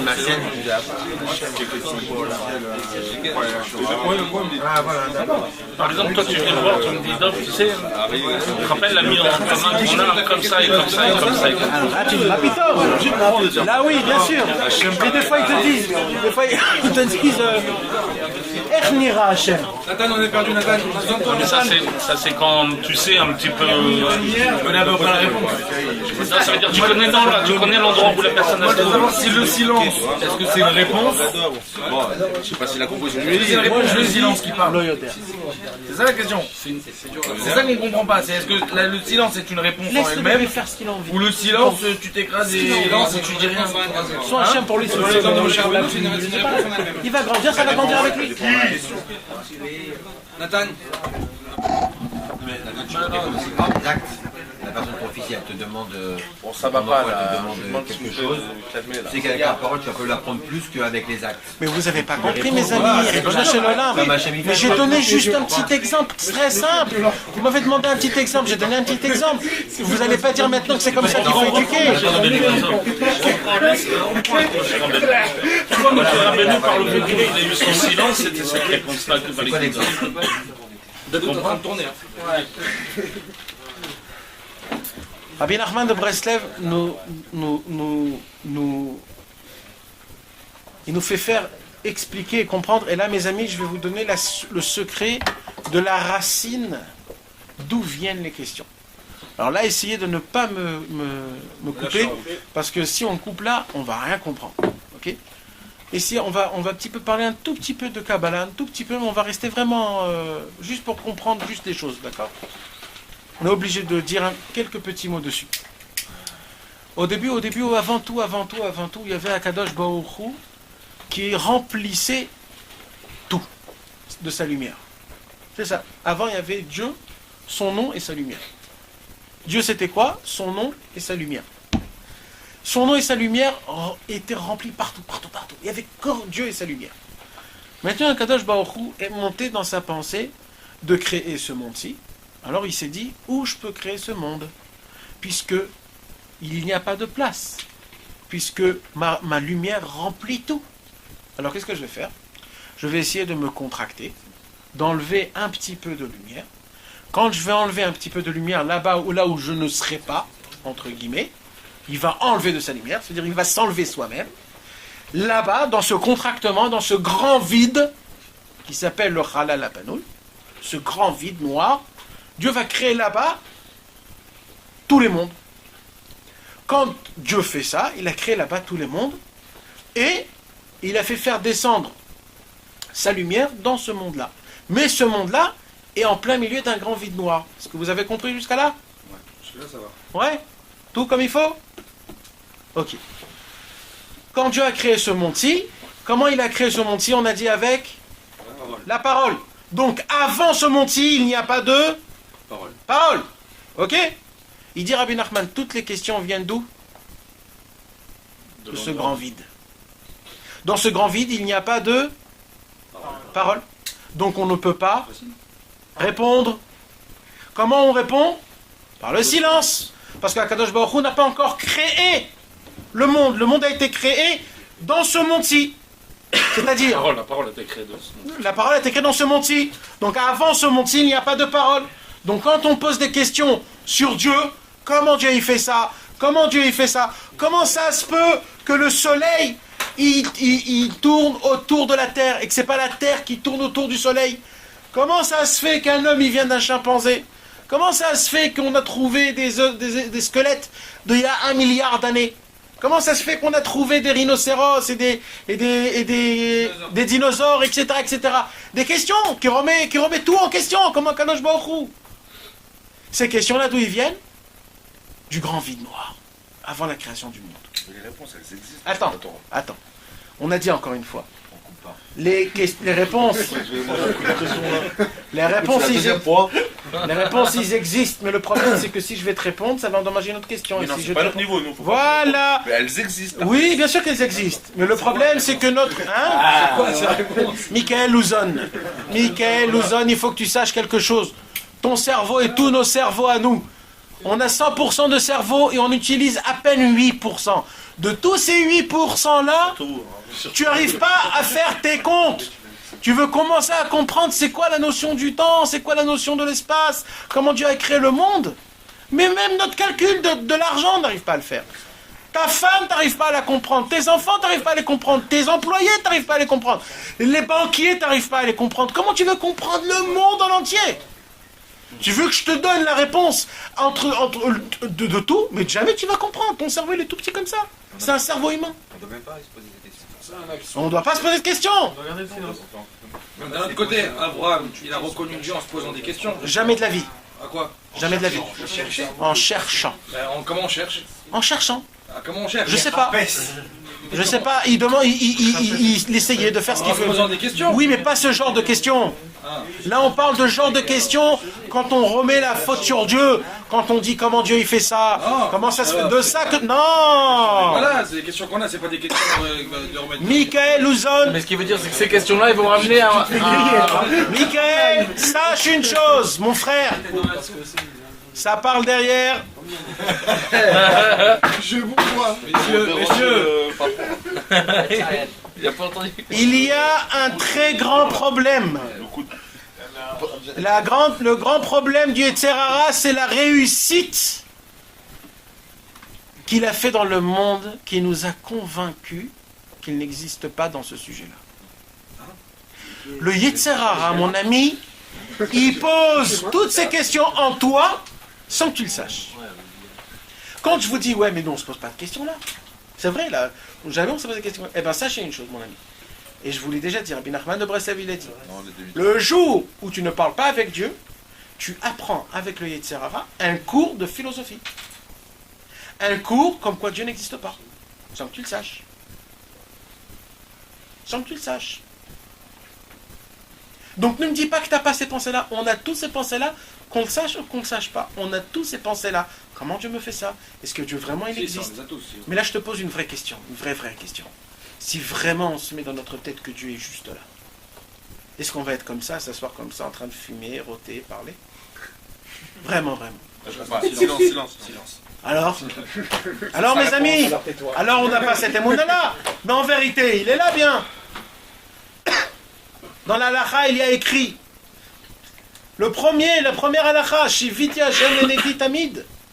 Il faut penser à Dieu quand on boit, quand on mange, quand on dort, quand on est avec notre femme, quand on est aux toilettes. On n'a pas le droit d'étudier, mais on a le droit de penser à lui. On n'a pas le droit de penser à Dieu. Alors pas aux toilettes. Allez, pourquoi, d'accord. Alors Non, ça veut dire on y... Bien Khalok là-bas. Là, ça veut dire on y pense, ça veut dire comment je dois me conduire au WC, comment je dois me C'est conduire dans la ça salle de c'est ça bain. la question. C'est-à-dire qu'on a des alakhot comme quoi on doit se mettre aux toilettes, mais en même temps on n'a pas pensé à Dieu. Non, C'est ça, bataille, bien sûr. Non, mais il y a un comportement à avoir. Non, mais ça, ouais, il y a un comportement à avoir. Ça veut dire même dans les toilettes, il y a des halachot, ça veut dire. Donc ça veut dire. Je t'ai arrangé le coup. Non, mais c'est non. Non, Chas Shalom, Chas Shalom. Si je me trompe, vous me disiez. Moi, je suis pas. Vous avez compris, mes amis. Mais le problème, c'est qu'on a un manque d'émouna. Donc ce manque d'émouna, il est bien simple. Ce manque d'émouna, il vient d'où? Il vient des conclusions qu'on se conclut dans ce truc-là. Quand on fait des mauvaises choses et que la journée va bien, tu dis voilà, tu vois, après tout, je peux faire des mauvaises choses. Alors toujours c'est du monde dans lequel on vit, c'est tout. Non, c'est de ça que je veux vous parler. Deux choses. Première chose, ça c'est le concret. Vous voulez savoir les clés, mes amis? Essayez de vous déconnecter de la façon de voir les choses. Bémet, comment on fait ça en associant à Kadosh Baruch Hu dans tout? Quand on a mal à la tête, avant de prendre le cachet, pensez une seconde à Dieu, c'est tout. C'est tout. C'est tout. C'est facile à faire ça? Est-ce que c'est facile à faire ça? Non. C'est pas facile à faire ça? C'est facile de le dire, mais après faut le faire. C'est autre chose. Vous voyez le problème? Est-ce que c'est difficile Non, mais s'en rappeler tout le temps. Répends Non, à la c'est question. facile, mais c'est tout le temps de s'en rappeler. C'est pas... Mais c'est de le vivre, c'est pas tout le temps de se rappeler, c'est comme si c'est de le vivre. Dieu, c'est Dieu qui t'a dit, Shiviti Hachem, il t'a mis tout le temps, il doit être avec toi, Dieu. Moi, ce que je vous demande, c'est que ça. Et donc on va se faire des conclusions, demain il nous arrive une galère, on va dire... Non, et là, je vous dis, les conclusions, 0 sur 0. On ne peut pas conclure rien, car on est des imbéciles. Tout c'est Dieu. Quand j'ai une question, je ne comprends pas Kadosh Baruch Hu. Alors, quand je ne comprends pas Kadosh Baruch Hu, qu'est-ce que je fais? Je me mets à la foi. Les choses que je ne peux pas comprendre dans le cerveau, je monte de niveau. C'est quoi le plus haut niveau du cerveau? C'est la Emouna. C'est quoi la foi? Je m'appuie sur quelqu'un sans que je sache qu'il est là. Mais je m'appuie. Mais sans que je me comprenne. Voilà. Que j'ai la foi. Je m'annule. J'y crois en lui. Qu'est-ce qu'on a dit la semaine dernière dans Parashat Yitro? C'est quoi la beauté du peuple juif? Quand Akadosh Baruch Hu, il a pris sa Torah, il est parti dans tous les 70 peuples. Il a dit, est-ce que vous voulez ma Torah? Chacun il a dit, qu'est-ce qu'il y a écrit là-bas? Tu ne tueras point, c'est pas pour nous. Tu feras pas ça, c'est pas pour nous. Ça, c'est pas pour nous. Quand il est venu chez les Juifs. Ah, vraiment, c'était comme ça, vraiment. Bien sûr. Quand il est venu chez les Juifs, qu'est-ce qu'ils ont dit les Juifs? On verra après. D'abord, on va faire. Et après, on va comprendre. Oh, pas sous menace de mort, quand même. Hein? Sous menace de mort. Non, non, non, c'est pas exactement comme ça. C'est pas exactement... Oh là là. Parce que moi, j'y étais. Hein. Vous comprenez, mes amis? Ça veut dire quoi, Naase Venishma, mes amis? Mais non, mais il pourrait dire l'inverse. Il pourrait dire Nishma Venaase. On va entendre et on va accomplir. Déjà, c'était pas mal, déjà. Ouais, on a dit non, on va faire et après on va comprendre. C'est-à-dire les questions, on va se les poser après. D'abord on fait. Non, c'est même pas ça. En faisant, On comprendra. comme le silence. Exact, c'est le silence. C'est ça la beauté des choses. Tout ce qui nous fait de nous juifs, c'est la Emouna. C'est le fait est que moi, je fais à mon cerveau une croix et je dis que tout c'est la Emouna. Un X, un rond. Ça veut dire je ne me base pas par rapport à mon cerveau. C'est la seule.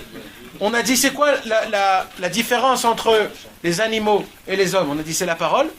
La différence entre les goïms et les juifs, c'est quoi? C'est que les goïms, soi-disant, ils se basent sur leur cerveau, que ce qu'ils comprennent, c'est vrai, ce qu'ils ne comprennent pas, c'est faux. Mais les juifs, ils sont encore plus hauts que ça. C'est qu'ils se disent, nous, on s'en fout si on ne comprend pas. On s'appuie sur nos patriarches. Mon père et mon grand-père, il m'a dit de faire ça. Et mon arrière-grand-père, il m'a dit de faire ça. Et mon arrière-arrière-grand-père, il m'a dit de faire ça. Et ils ont fait ça jusqu'à Moshe Rabbeinu, je les crois, moi. Moi, je me Les Arabes, pose. ils sont encore plus forts pour ça, pourquoi pas?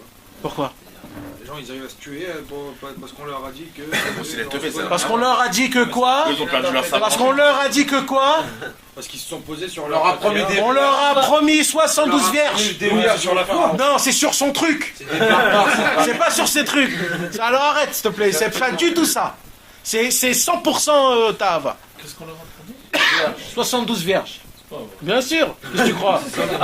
Un jour, il y a un Mechabel qui s'est réveillé. Un jour, il y a un Mechabel. Un jour, il y a un Mechabel qui s'est réveillé. C'est quoi un Mechabel? Un terroriste qui s'est réveillé, il n'est pas mort, cet abruti. Même quand pour mourir, ils n'arrivent pas à mourir. Il s'est réveillé à Adassa Karem, il dit oui, où sont mes 72 vierges? On dit oh, tu es là, tu n'étais pas du tout ici. On va te mettre 72 picos, tu vois.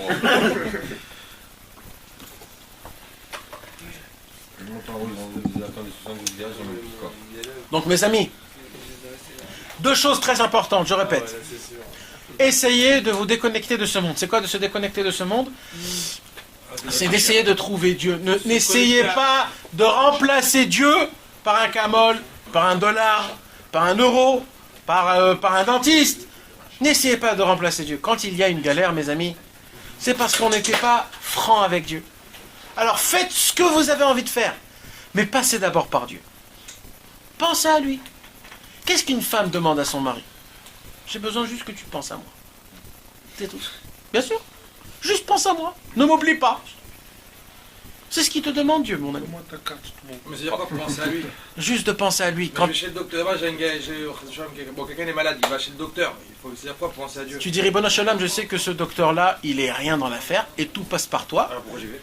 Parce que les choses dans ce monde, parce que j'ai pas assez d'émouna, que je peux me guérir que par toi. Malheureusement, j'ai la émouna dans ce docteur pourri. Donc fais passer la guérison par ce docteur-là. Tu sais qu'est-ce qu'il a dit un jour à Rabbi Nachman de Breslev, une parole qui est très très très dure. L'histoire avec le rabbi magnifique. Il dit comme ça, en vérité, tout ce qu'ils font les docteurs, ils font du mal au corps de l'homme. Tous les cachets que tu prends, tous les trucs. Mais Akadosh Baruch Hu, il est tellement pitié et miséricordieux qu'il te guérit la maladie qui devait venir à cause de ce cachet et cette maladie que tu avais parce que tu as pris ce cachet. C'est psychologique la maladie, on dit. Tout est psychologique, mais bien sûr. Quand tu es malade, tu peux pas bouger, tu as un truc à faire, tu vas au travail, tu es plus malade. Quelqu'un qui va avoir la vie, il dit. Sur maladie. Vas-y à voir. Allez. Sur ta maladie. Il y a une belle histoire comme ça avec le rabbi, je sais pas si tu la connais. Il y a quelqu'un qui va voir le rabbi comme ça, il demande Rabbi Lubavitch. Et il lui dit c'est moi. C'est mon pote, Et il lui demande la guérison à son problème. Non, il lui dit j'ai besoin que tu me conseilles de voir est-ce que je dois voir tel ou tel médecin. J'ai deux médecins, vous me conseillez d'aller voir celui-là ou voir celui-là. Et le rabbi il rigole, il ne répond pas. Il repose la question au mec. Deuxième fois. Mais vraiment, je suis pas bien, j'étais voir les radios et tout, je suis vraiment très malade, donc je dois voir ce médecin-là ou ce médecin-là. Ou la troisième fois, le rabbi sourit, il ne répond pas. Il dit mais vous comprenez pas ma question ou quoi? Celui-là ou celui-là? Il dit mais je comprends pas, vous avez fait tout ce chemin. Vous venez jusqu'ici. Vous avez la émouna en ce que je dois vous répondre. Pourquoi vous ne me demandez pas de vous guérir déjà? Vous lui demandez de voir tel médecin ou tel médecin. Vous ne demandez pas de vous guérir? Alors tu dis bah guérissez-moi et je reste trop tard à aller voir ce médecin. C'est très très fort ça. C'est très très très très fort.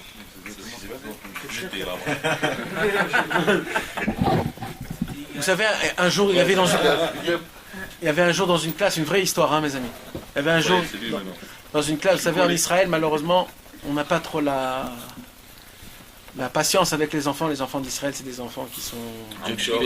Dieu bénisse. Voilà. Et alors aujourd'hui, les morim, c'est-à-dire les... Comment on dit? Les professeurs, quand ils voient qu'il y a un enfant qui est un peu trop turbulent et qui fait trop de trucs, alors on lui dit de prendre de la rétaline. Vous savez ce que c'est la rétaline? Ouais, c'est pour les calmer, c'est genre... pour les calmer, voilà. T'as été touché là, non? Il est gros,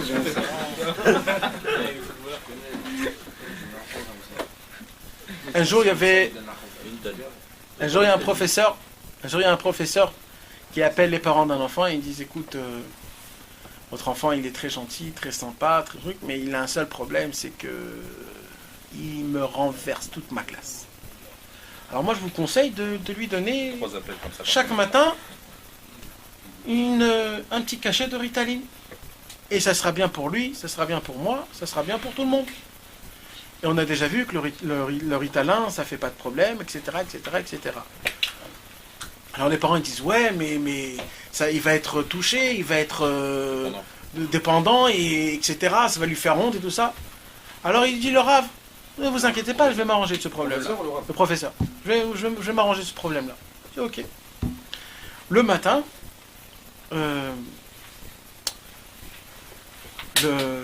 il appelle cet enfant qui était un peu turbulent et il lui dit, écoute, va me faire un petit café et pour récompense, je t'ai mis un petit bonbon à côté.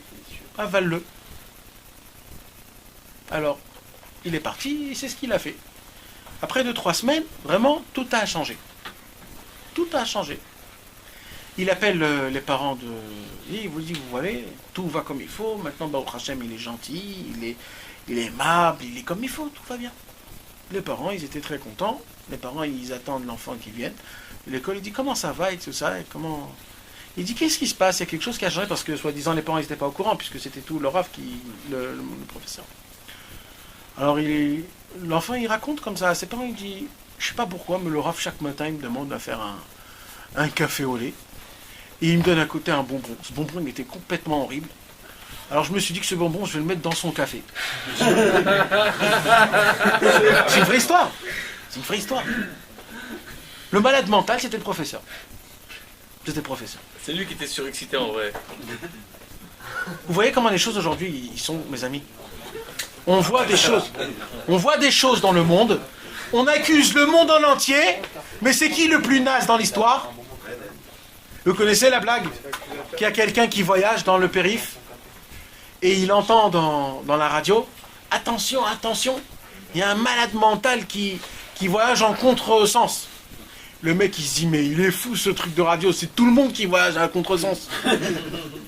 Mais c'est comme ça qu'on vit, moi, nous, les amis. C'est que tout le monde, on est comme ça. On se pose des questions, mais en fait, le vrai problématique, c'est nous. Et on râle, on a des milliards de choses à dire au monde, mais c'est nous le problème. C'est pour ça qu'il faut se dire depuis le départ, mes amis, depuis le départ, il faut savoir une chose. Il faut savoir une chose. Nous, on ne peut pas tout gérer. On ne peut pas tout comprendre. Comment on arrive à conclure des choses comme ça aussi faciles? Comment? On ne peut pas. On n'a pas cette capacité. On a une capacité qui est encore beaucoup plus forte, mes amis. Vous savez, c'est quoi? C'est la foi. Un homme qui a la foi, cet homme-là, il a tout. Il a tout. Un homme, quand il a la foi, tu peux t'appuyer à lui à 1 milliard de %. Parce qu'il a la foi. Il y croit en Dieu. Vous savez, un homme, quand il fonctionne cerveau, s'il arrive un cerveau plus haut que lui, il peut tuer son cerveau. Daron? Un homme, par exemple, il a découvert une découverte. D'accord? Il a compris que ce monde-là, il a, on va dire, 300 000 ans. Ok? Il a toutes les preuves, il a tout ça. Il va venir un philosophe, un rechercheur beaucoup plus fort que lui.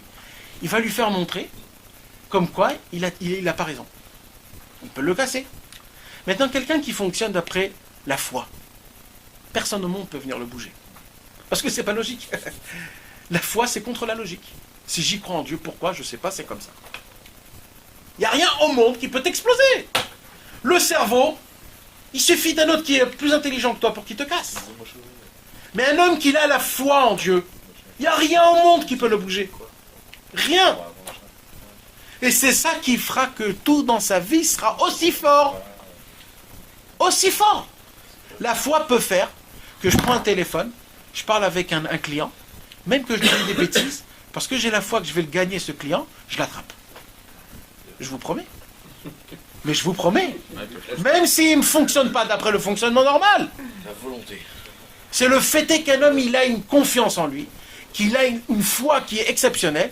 Les gens vont lui dire, purée, si tu as aussi foi à ton travail, eh ben j'y vais à fond à toi. Même si c'est pas du tout logique. Le client, il va signer. Parce qu'il a la foi. C'est comme ça que nous, on doit être vis-à-vis à Dieu. On doit faire montrer à Dieu combien on y croit en lui. Pour que Dieu puisse y croire en nous. Il croit en nous, croyez-moi qu'il croit en nous.